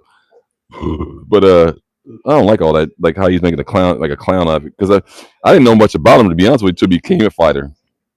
And one of my kids would say, "Oh, Dad, he was a YouTuber." I was like, "What?" And he's just like, "Yeah, he's a YouTuber." And so I didn't know nothing about him. And then it became like all this little buzz feed about this dude wants to become a boxer, white kid out of Southern California. And I was just like, whatever. And so I kind of gave him respect in the sense, like, okay, go ahead. You want to be a boxer? I ain't mad at you. But to be clowning and goofing and acting like a little fucking circus clown, now I lost all respect for you. So now I truly want to see you get your head knocked off every time you fight.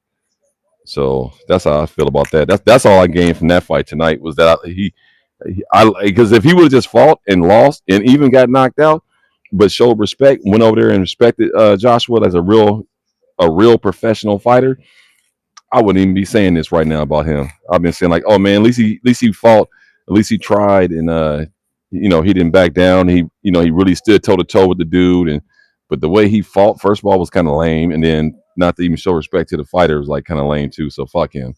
But anyway, that's my little take on that. So what was the big fight tonight? I haven't seen it much. But like, no, Roy Jones Jr. got him in his gym in Pensacola. Oh yeah, okay. No, it was a double Jake Paul dude, little clown ass dude. He got his ass whooped down. I wonder how they gonna spin this shit tomorrow on the media because he definitely got beat down. Man, what time is it? Oh, it's 11:55. Okay, damn, I'm still up doing this thing. Women's fight more entertaining. I heard that. Wait, how many people still watching this sleeps? I can't tell. We still got a nice little crew. But let me ask y'all something. Y'all ain't I mean, y'all gotta get y'all AK, man. I'm telling you right now. Because you don't know what's gonna happen with the next administration. And a lot of the best AKs are made in like Yugoslavia and Serbia and what I'm saying, Russia and all these, it's like, and so we don't know what's going to happen with the next presidential election. We don't know. You know what I'm saying? I mean, because you got to think about it. This is something nobody talks about, and I ain't trying to get political. The Supreme Court is a super majority right now. That means the Republican House. It's a Republican House, right? And here we are still got states that are banning, full capacity mags. We got states still banning AR-15s. We got states talking about banning the Glock pistol, and that's with Republicans in the driver's seat in the Senate. Nobody talks about that. That's a problem because you got to figure. Before it was like blame it on the Democrats, blame it on this, that, and other. But why hasn't the 2A needle moved that much with Trump in office and the whole House is a super majority. And if people don't know politics, that means that they completely got the upper hand of Republicans. So if they were really, really, and I'm trying to tell everybody a long time ago, Republican, Democrat don't matter when it comes to this 2A stuff, because what they do, they use it to bounce back and forth to get votes. But at the end of the day, no one never want to hear me on this. Neither party, I'll say it again, Republican or Democrat, wants the average American citizen armed. That's a fact, man. They don't want you armed, bro. That's why every administration they come out with more gun control. Shit, I remember when Trump first election, they banned the butt stock. You know, they walked it back, but they did ban it. You see what I'm saying? What about the braces? That was under Biden. You know what I'm saying? So butt stock braces, what's the fucking difference? Y'all still fucking with it. Everybody fucks with the 2A shit. And then look at where we are now in 2025. They took more shit away recently under Trump than probably any other administration. They trying to get rid of Glock and fuck them over, doing all kind of shit. Now they trying to get rid of the tax stamp. You know, he little couple things. But my point is this: when I was in California, I was already reading the tea leaves. I'm like, oh, wait a minute, maybe just buy up a whole bunch of shit because people in California, the first thing they do is complain, say, we can't have this, we can't have that. When I was going to my gun shop, I sure didn't have a problem buying a whole bunch of Glocks and rifles and guns because I wasn't complaining. I'm going to buy whatever the fuck I can instead of complaining. Now, you can't even buy a fucking Radian Ramjet in California unless you send it to the FFL. See what I'm saying? So stop complaining and get shit when you could get it. Now you can't even buy a fucking barrel. Not even a threaded barrel, a regular barrel. You can't even buy a regular barrel in California without sending it to the FFL now because you waited too long now. See what I'm saying? So that's the way I look at it. So if you're in a free state, I wouldn't sit back there and just be like, I don't need no AK. I don't need no AR. I can get one of them any day. Yeah, right. Yeah, okay. Keep thinking that shit. There's gonna come a time where they're gonna start banning a whole bunch of shit or start making it restricted or harder or whatever it may be. But I wouldn't buy into like I live in a free state, so I don't need to buy this gun right now. If you ain't got one of these motherfuckers right here, you ain't helping yourself. You better go get you an AR and an AK and a couple of them and have that shit stocked up in case some shit pop off, and then you good to go. Because remember, just having an AK is just one part of it. You need to have parts too. So I got a bolt carrier group coming, another bolt carrier group coming for that, and another AK. And I have a drop-in AK trigger coming for that, just for a backup. And I'm just gonna put it up, just sit it up, because I don't need anything else is gonna last forever. That bolt carrier group's probably never gonna go bad. But I just bought another recoil spring and a bolt carrier group, and it was a package deal, and a drop-in trigger. That's it. That's all I bought. Just a backup, because I don't need no sights. I don't need none of that shit. Stock. I just need that motherfucker to run. And so, because I got all kind of AR backup parts, but that's where people is missing the ticket at. It's not that you don't need it. It's that you better have it if you ever have to need it. But more importantly, if some shit hit the fan and you got to cash out a few weapons, you would like to think you got something that somebody will give you a nice piece of money on. You know what I'm saying? Yeah, they tripping on Cali for sure. No, Trump doesn't. Trump don't want everybody armed. Hell no, he don't. He's doing. They want it. They want certain people armed, but they don't want everybody armed. Let's leave it like that. It ain't even just Trump. It's the whole, all of them. The Republicans, Democrats, none of them. Law enforcement, they don't want you armed either. Don't let the motherfuckers fool you. These cops don't want your fucking ass armed. Shit, they had their way. They would ban guns for real, for real. And the rich people, the really super wealthy people, the billionaires, and they don't want you armed because the reason why they don't want you armed because they don't want you to come rob them motherfuckers, and they don't need guns because they got armed security. Like Kamala Harris, like she's trying to ban guns, but yeah, you had the highest security detail per dollar in the state of California in history over the governor. Her detail was like $30,000 a month or something like that. MP5s with 30 round mags, Glock 17s with 17 round mags. You see what I'm saying? Armored cars. Kamala Harris is riding around San Francisco like that. And here she's talking about like, I don't want we don't need this many armed citizens. Bitch, well, how about you give up some of that detail you got? Bro, can you drop a memory from the good old days? Look up a recoil reduction system from DPM for your AK. Oh yeah. What kind of memory? What are you talking about, man? What an old school story?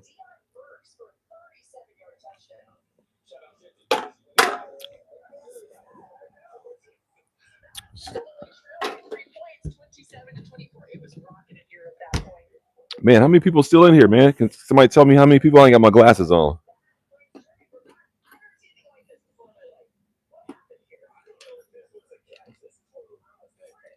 Oh, from the old school. Hit the like button when you come in if you new. Oh, 11. Okay, we got 11 up in here. Yeah, that's cool. Man, I don't even know where to start, man. I can tell you all right, I can tell you a story. I got a good one, man. Kind of fits about right now. Man, shit. You want like one that I was let me see. Oh, how about this one? I'll tell you a story. Truth 100. Government is as a whole doesn't want us armed. No, they don't want us armed. No, they don't want us armed. No doubt about it.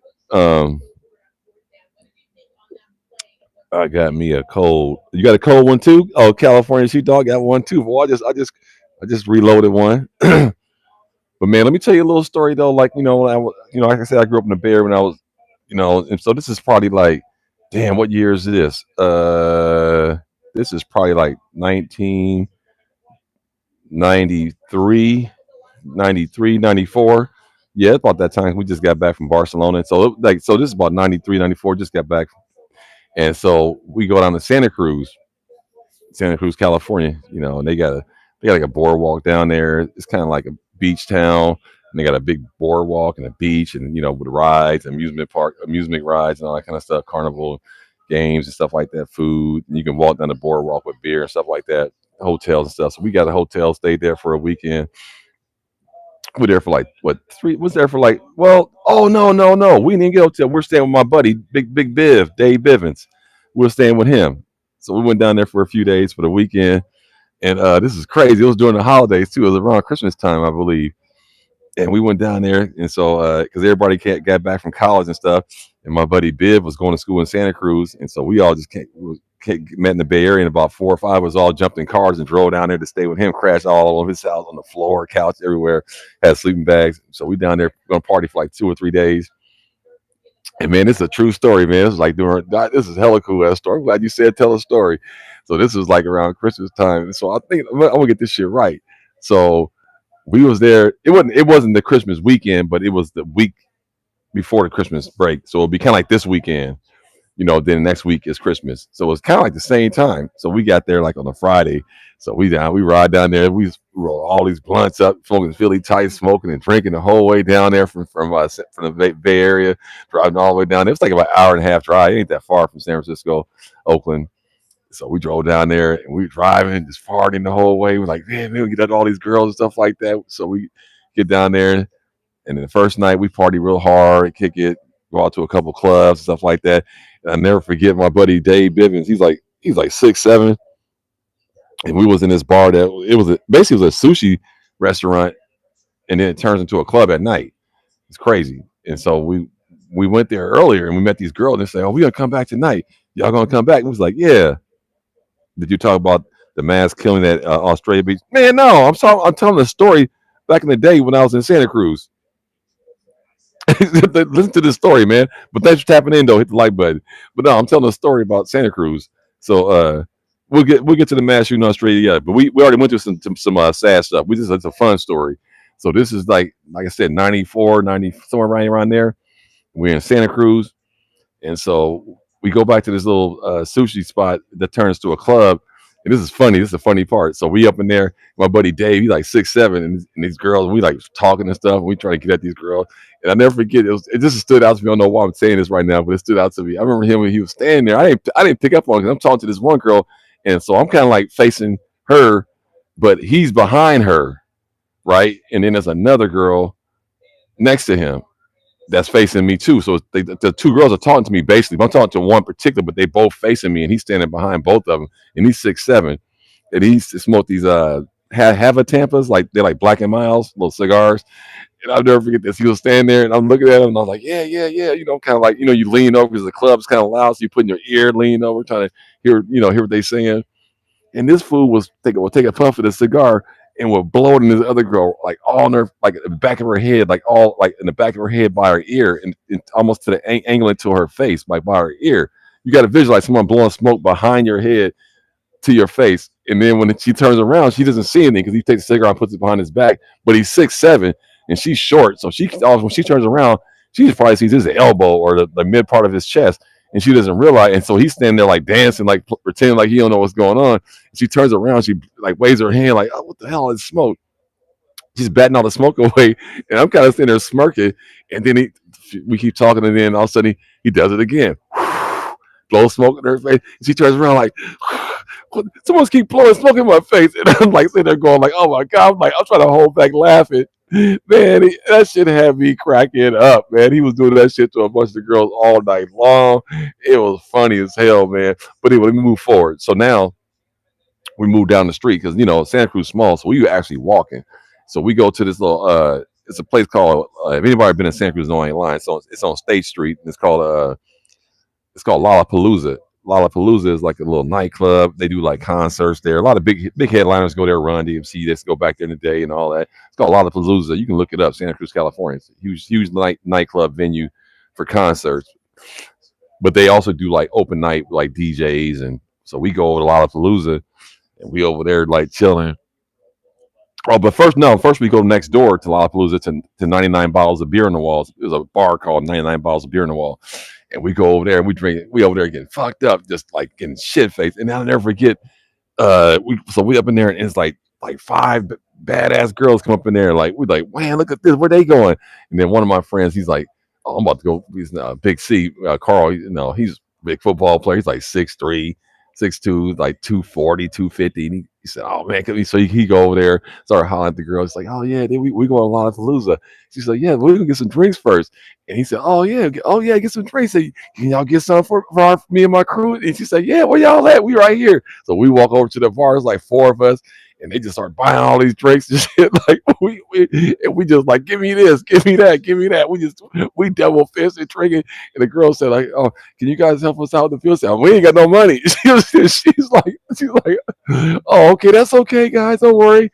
But because I did say I'll buy you guys a drink. Little did she know, she bought us like 5 or 8. But I got a Heineken, and I got I got a Heineken, a shot of tequila, then. No, 2 shots of tequila and a Heineken, and then another Heineken. So I got 2 Heinekens and 2 shots of tequila because the girl who was buying it, she kind of liked me, and so we walk down to Lollapalooza. As soon as we get there, we see a dude get knocked out by the security guard, and that's this is a true story. I'm not making none of this shit up, dude. As soon as we get in, we up there, at the door, about to walk right into the place. It's a little bit of a line. And all you see the doorway entrance, and then all you see is a dude go backwards in like a fist. Bow! Knock the dude out. We over there going like, what the fuck's going on here? Man, we was fucked up. Went up in that motherfucker, listen to the DJ. We up there kicking it, what I'm saying? The Humpty dance, all that shit, man. It was crazy, man. That was a wild ass night, man. I ain't gonna lie. That shit was crazy. Now, oh, mezcal. No, it wasn't mezcal. I think it was the cheap ass shit, man. That shit was oh no, it was Jose Cuervo 800. It wasn't too bad, that Cuervo 800. It wasn't mezcal. That's the one with the worm, that mezcal, huh? No, it was the other one. So but hold on, this ain't over yet. This y'all gonna hold on. You get a drink on this one because that's just Friday. Wait, so Saturday we wake up and he lived right by like a Winchell's Donuts. I don't know if y'all know about Winchell's, kind of like Dunkin' Donuts, but Winchell's. But y'all should know that though. But so we get up, we go to the Winchell's, and it's kind of cold in the morning. Like for some reason, it's a little chilly. We stand out there, chilling, smoking some weed, and my partner Zaylon. This motherfucker's a nutball. This dude was crazy, man. His name was Zaylon. And he out there. What is it like? Man, it's like 9:30 in the morning, 10 o'clock in the morning. This motherfucker already got a 40 ounce of Old English. He drinking a 40 ounce of Old English in front of the donut stand. We chilling out there eating donuts and stuff. And everybody like, what we gonna do? What we gonna do? And so Dave, my buddy Dave, he had to actually work. So he had to go to work. So we go play basketball across the street to the court. We playing basketball, shooting, everything's going good. Zaylon's already down there drunk. So we go over there, we start playing, and then speed up a little bit. We playing an hour. Zaylon's running his mouth. He was kind of a shit talker all the time, but not over the top like call somebody a B word or get it out of control where it's gonna come to fisticuffs. But he had a smart mouth. So we playing against these cats, and their team was not really all that good. I mean, I'm a good player. I ain't gonna brag. And Zay could play, and Carl could play. Other homie could play. So we good. We know we can beat anybody. So we had four of us because Dave wasn't there. Because it was five of us. Dave had to work, so then Dave was 6'7". So we usually had Dave with us. We really don't never lose. But I mean, with me, we ain't gonna lose with me either. But you know what I'm saying? I ain't gonna brag. So like we falling, and this team was like not that good. But Zaylon over here trying to turn this into Isaiah Thomas all in one. Like I mean, he trying to just go at the rim all hardcore, and every time he go to the rim, he'll mess the shot, call foul. And I'm kind of watching it. I mean, a couple of times he got fouled, but a couple of times it was kind of a weak ass call. I'm just like, man, look, like, man, just pass the ball. Let's just beat this dude so we can get to the next game. It's getting hot out here, and plus we want to get back. You know what I'm saying? No, no, I'm gonna work this dude. I'm gonna work this dude. And then, but the dude had quick ass feet. He was like a little soccer dude. He wasn't really a basketball player, but he was fast. I'm like, man, you can't get past this dude, and you over here losing the ball, calling foul. Man, he got us in a hole. So then some girls start walking up. And then that's when I'm like, oh wait a minute, we got to do something about this. So we down like what 7-4, and we only playing to 11, right? Win by 2. And these some 3-4 fine ass Mexican bras walk up with bottles and stuff, drinking. We're like, hell yeah! And so Zaylon drunk ass goes over there. Oh, what's up with y'all? Oh, okay, yeah, yeah, we gonna party with y'all a little bit. Hold on, let's finish.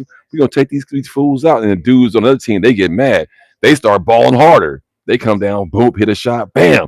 We down 8-4. I'm like, man, look, man, give me the ball, man. I go down the court, pull up from hella deep because I can shoot from deep. I was a 3-point shooter. Whop, boom. No, it wasn't threes though. It's just only one. We hit one. They come out, miss. I get the ball again, hit another one. Whop. Then my buddy Carl getting the post. I feed him. Boom. He dunked. Bam. And then we rolling now. So we like 8-7. Now we down.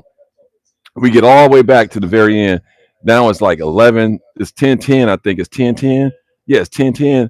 And it's win by 2.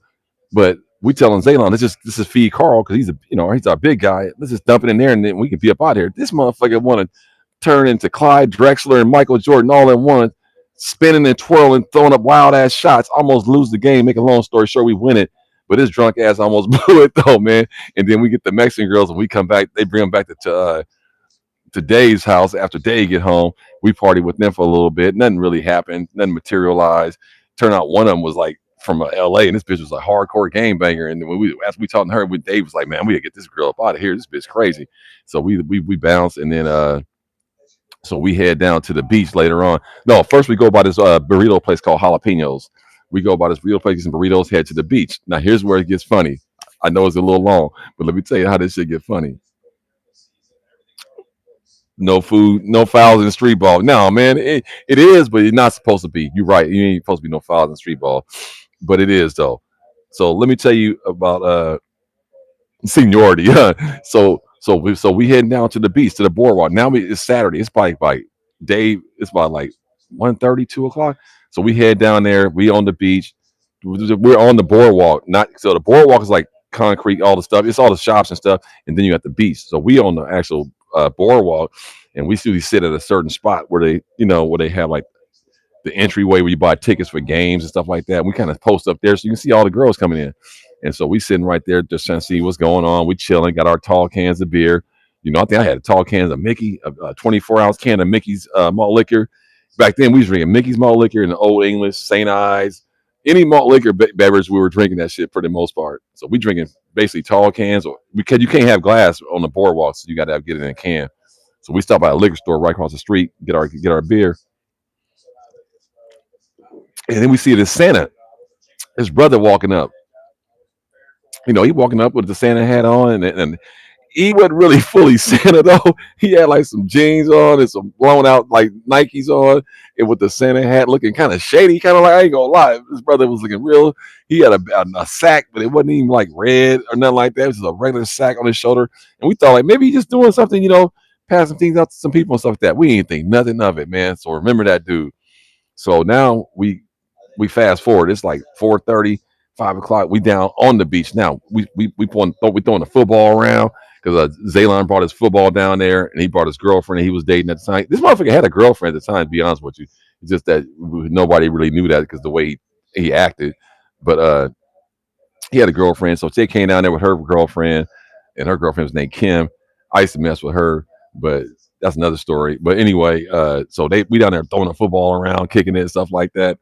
And then all of a sudden, we see some girls sitting over there, and Carl go over there. He goes like, "What's up with y'all? What y'all doing tonight?" Well, yeah, this, that, and the other. We try to get him, and then all of a sudden you hear, "Hey, stop him!" And we like, "What?" And we look up, and we see that Santa dude running down the beach, like running with the knapsack, and had like a towel and some stuff, and running hella far. I mean, these girls are like, "He stole my stuff!" And like he's running, he fly. We was like, "Damn, that's that Santa dude we saw." That motherfucker stole some shit. Like it was like, damn, that sure is him, right? That's that brother. Huh? I said, I told you that motherfucker looked crazy. He looked like he was up to some shit. So he stole some shit from there. We didn't think nothing of it. Man, this is crazy, man. I'm not making this up. So then I'm gonna fast forward to Sunday. So now Saturday night we run into a bunch of Swedish girls partying. We have a big party, a bonfire on the beach. We all kicking everybody drunk. Everybody go back to Dave's house. This, that, and the other. We met some other girls and stuff like that. We partying. So the next morning, Sunday. Now it's Sunday. This is crazy. So we back on State Street again. Right, we're back where a lot of Palooza is at. 99 bottles of beer on the wall. But now we over here by it's a bus station, like a Greyhound station, but then there's like a burrito shop right there, and there's another place that does like breakfast. So we over there about to get some breakfast and stuff like that. And we just sitting there. It's like it's Sunday. It's like what, about 10:30, 9:45, 10:30, whatever, because nobody wanted to eat donuts again. So we went down there. Yeah, about 10:30. And so we sit on the bench. They got these benches, and it's a downtown, so they got benches and stuff, like nice places to sit down. So we sit down, just chilling, wait for our table because the restaurant's right behind us. Man, I'm not making this up. It's on the corner. So we sitting there, and all of a sudden you hear, "Hey, stop him!" And we look up, and guess who? Guess who's there? The Black Santa dude, the bad, dirty Black Santa. That dude, he back on the prowl again. He strikes again. He don't stole somebody's bike. He's on somebody's bike. Oh, you see a white dude chasing him, like, stop him, stop him. He had the knapsack on his shoulder, pedaling hella hard and fast. And then you just see another dude just come out of nowhere. Some Mexican dude come out of nowhere with a clothesline. Boom! Clothesline him off the bike. The bike go crashing into a car. Dude go down. The sack go flying up in the air. All kind of shit flying out of there. Flip flops and a purse and uh, all kind of weird ass little shit that he done been stealing the whole fucking weekend. And the big Mexican dude stay on top of him, and the police ain't too far. They come down, arrest his ass, take all the shit, scoop all the shit up. The white dude get his bike back. He said, "Man, this dude stole my bike. I was at the coffee shop, and he just walked right by and snatched it." I was like, "This shit is crazy." And we've been seeing this dude victimize all these people on the beach all weekend long, dude. This is crazy, bro. It was the craziest shit we ever seen in our life, man. If I mean, my homies are sitting right now, they see this true story, bro. This dude, that Santa dude was out there wreaking havoc, getting over on all kind of people stealing shit. And he met his match when he hit that corner when he stole that dude bike. He would have made it, but if that Mexican dude when they jumped out and just put his arm out and clotheslined him, though, that shit was fucking crazy, man. That's crazy. But you never know what you see in Santa Cruz, California, though. That's a crazy ass city. It's a party town. Yep. So okay, I'm sorry. Let's get back to the gun thing here. It said thoughts from a technical standpoint, prioritizing controllability, reload, recoil reduction, PCC, confines. Damn, dude, you sound like you a tactical dude. Damn, I don't know about all that. I must have missed all that. I was telling a little story, but yeah, man, that was one of our little stories, man. Santa Cruz, California, man. You ever get your way out west? Go check out Santa Cruz. If you ever seen a movie, what was it called? What was that little movie? Damn, I can't think of the name, but it was filmed right there in Santa Cruz, though. I can't remember the name of it though. on the railroad tracks out there. But it's a fun little town though.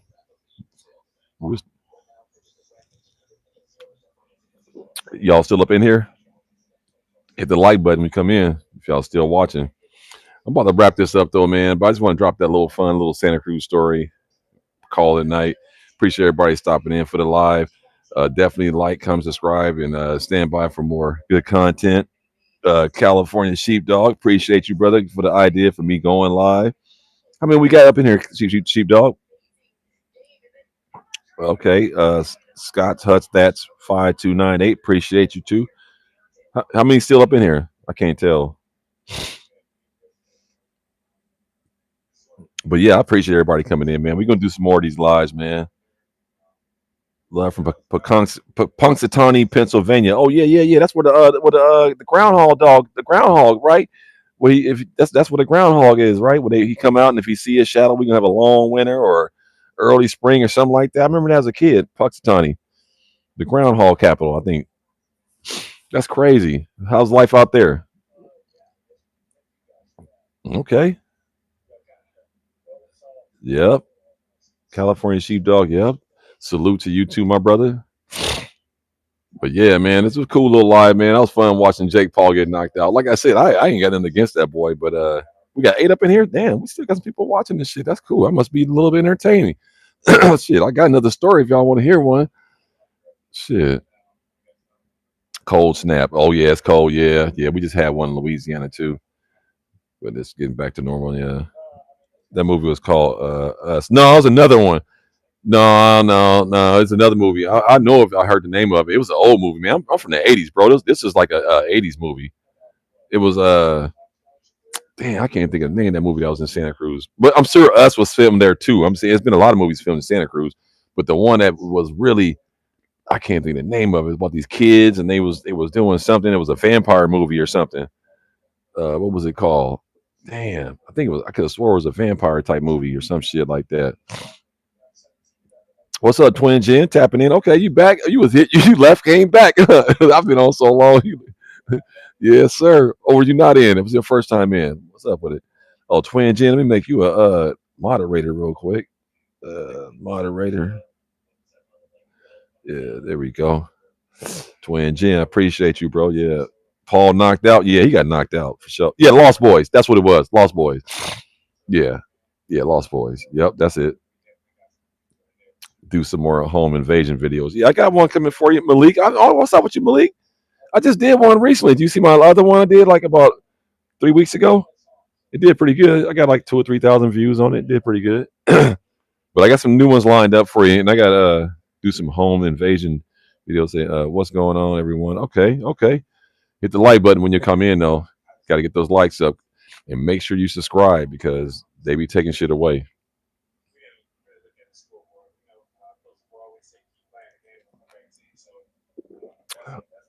Yes, sir. About to check it out. Yeah, look at that Z-Pap right there, though, boy. That's a cold piece of work right there, man. I didn't realize how powerful and how fun that pistol is to shoot right there until you actually own it. And it shoots like a dream. It's just so flat. The machinery on the Zastava Z-Pap, that's a Serbian made one. They man, they build it like a tank basically. It's not really heavy in that sense, but the parts that are supposed to last the longest are built robust. Like the Bose trunnion, the receiver, the bolt carrier group, all that shit is just built like overly built. Like I mean, you really can throw that gun out of a helicopter and it'll probably fly it. I mean, it's still fire at 200 feet. You know, when it land and you pick it up, it'll still fire. I mean, the optic and all that should be broken off of it, but my point is that when they built that thing, they really built it for battle, man. And if you look at the trigger well, it's so big. You can put a big ass puffy glove through there. So you know that was for the Serbian army, and they fuck around with cold ass temperatures. So that gun can go through extreme cold temperatures and fire with flawlessly. Yeah, man, it's one of my best purchases I ever bought, man. Shit, I mean, just don't have to do anything to it. Like I left the wood there because I didn't want to do it tactical. A lot of people tack it all out. I didn't want to tack it out. I was really hesitant to put a damn optic on that motherfucker, but when I put it on there, it did so well and it felt so much comfortable to shoot. I was like, fuck, I would just leave it on there. But to be honest with you, I've got an optic ready, but I really never had no intentions of using the optic. I just thought like, what if I wanted to? 'Cause always thinking like that mattered. Like, well, I don't want that, but I'd rather just get it out the way now and never have to worry about it. But boy, that CNC Warrior brace, and that is a brace. That's not a stock. And if you go on their website and you look at it, you're like, damn, how do they push these things over as braces and not stocks? Because they sell a brace and a stock, but the difference is it's a little piece of Velcro they run through it. Other than that, it's basically a stock. So it ain't floppy like an SB3 tactical brace and nothing like that. That thing is like firm, hard. I just can't touch it to show you. But yeah, that was one of my best purchases right there. And I put the paracord on there, you know what I'm saying? And that's a Magpul AK grip, the rubber texture one. That grip is sweet. And then, like I said, I had that red dot already, and that's it. I ain't doing nothing else to it. I don't need no light on that motherfucking shit. I don't need none of that. Because I tell you right now, if that comes out, that's gonna come out in a home defense situation, or if I'm traveling on the road, me and my wife on a road trip. That's when that's gonna come out. Hmm. For the shit and hits fans, what you grabbing, AK or AR? Well, I mean, she hit the fan in period. I mean, I think if I had to take one rifle, the only thing about shit at the fan, you talking about like survival. Like AR would probably suit a little better because you can carry more ammo a little. But for me, I would rather take an AK because it's not finicky. I'm not saying the AR is, but ARs are not on the same level. Far as me being like, I know that gun is supersonically overly built, and some ARs are just kind of built, still can be sturdy and durable. Not saying they're not, but there's no way you're gonna tell me that the AR that I own is more durable than that AK. So why wouldn't I take the most durable, robust, rugged pistol that I have in a serious defense situation? That's why I would pick that over AR, over my ARs. Now, if you gave me an AR that was better than the ones I have, I might rethink that. But that is not that's better than any AR I own. I have good ARs, but I'll take that over any of my ARs. And I don't have no do I have nods? No, I don't. I don't. No, I'll nod off and fall asleep in it, but I ain't got no. No, I don't got no nods. No, hold on for a second.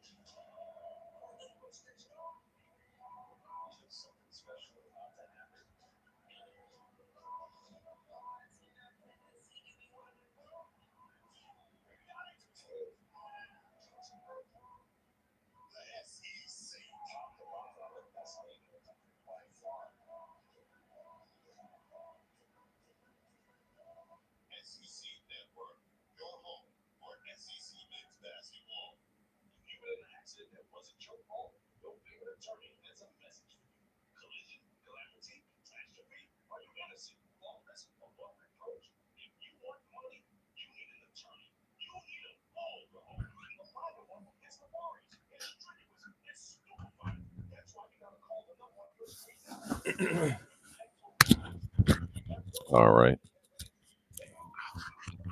Yeah, buddy. Got to get you an AK, especially if you're in a state where they be banning shit all the time. You got to hurry up and grab one of the motherfuckers before they gone. Mm-mm. Then you don't want to be caught without no AK. It was crazy back in the day. The ammo was way cheaper. You used to be able to get like 20 rounds of that cheap Russian ammo for like $7, and now they want like $20 for a 20 round box. It's crazy. Well, not quite 20. It's probably like around 14. That top three video was dope. Yeah, I like that one too, man. I used to get it.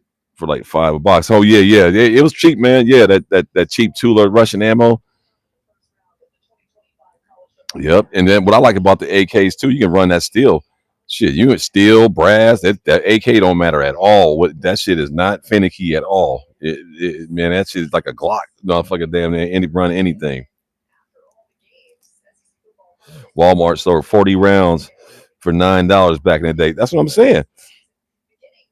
That's why a lot of cats used to buy AKs back in the day because the ammo was dirt cheap. Dirt cheap. Yeah, AKs run anything.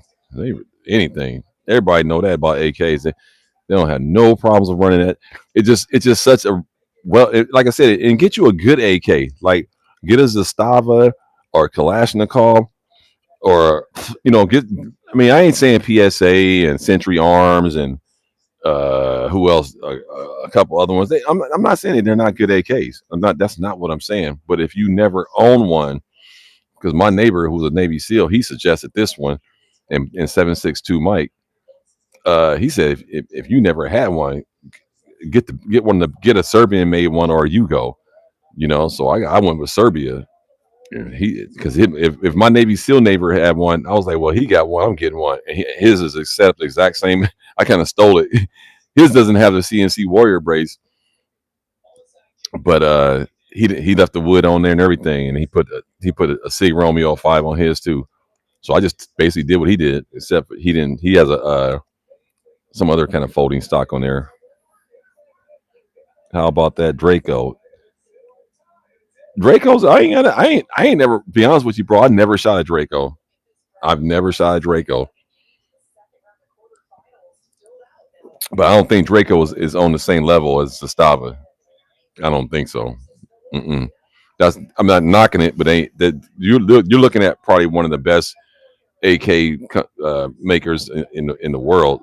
Kalishnikov and Zastava. I don't know. That's it's gonna be hard to beat that. You know what I'm saying?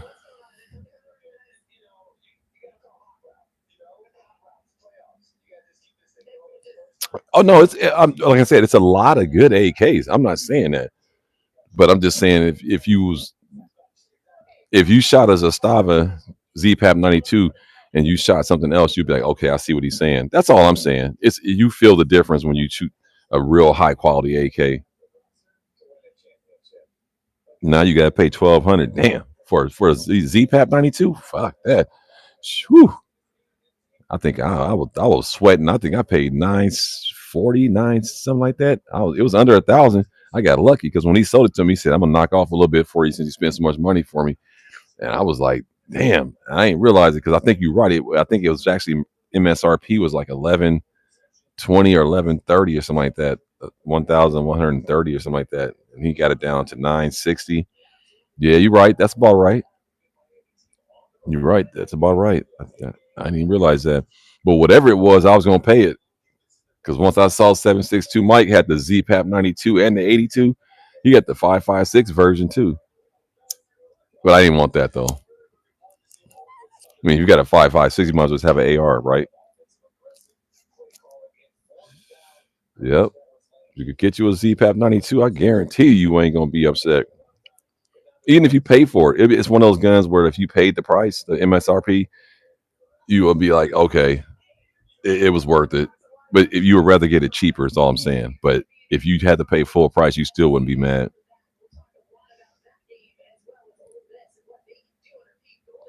He said the Tech 9. Yeah, if that motherfucker wasn't, if it didn't jam on you, I remember the Tech 9s, they were jammomatics.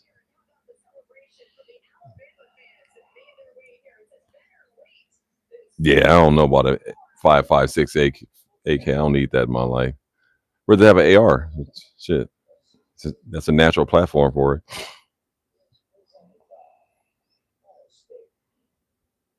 Hmm.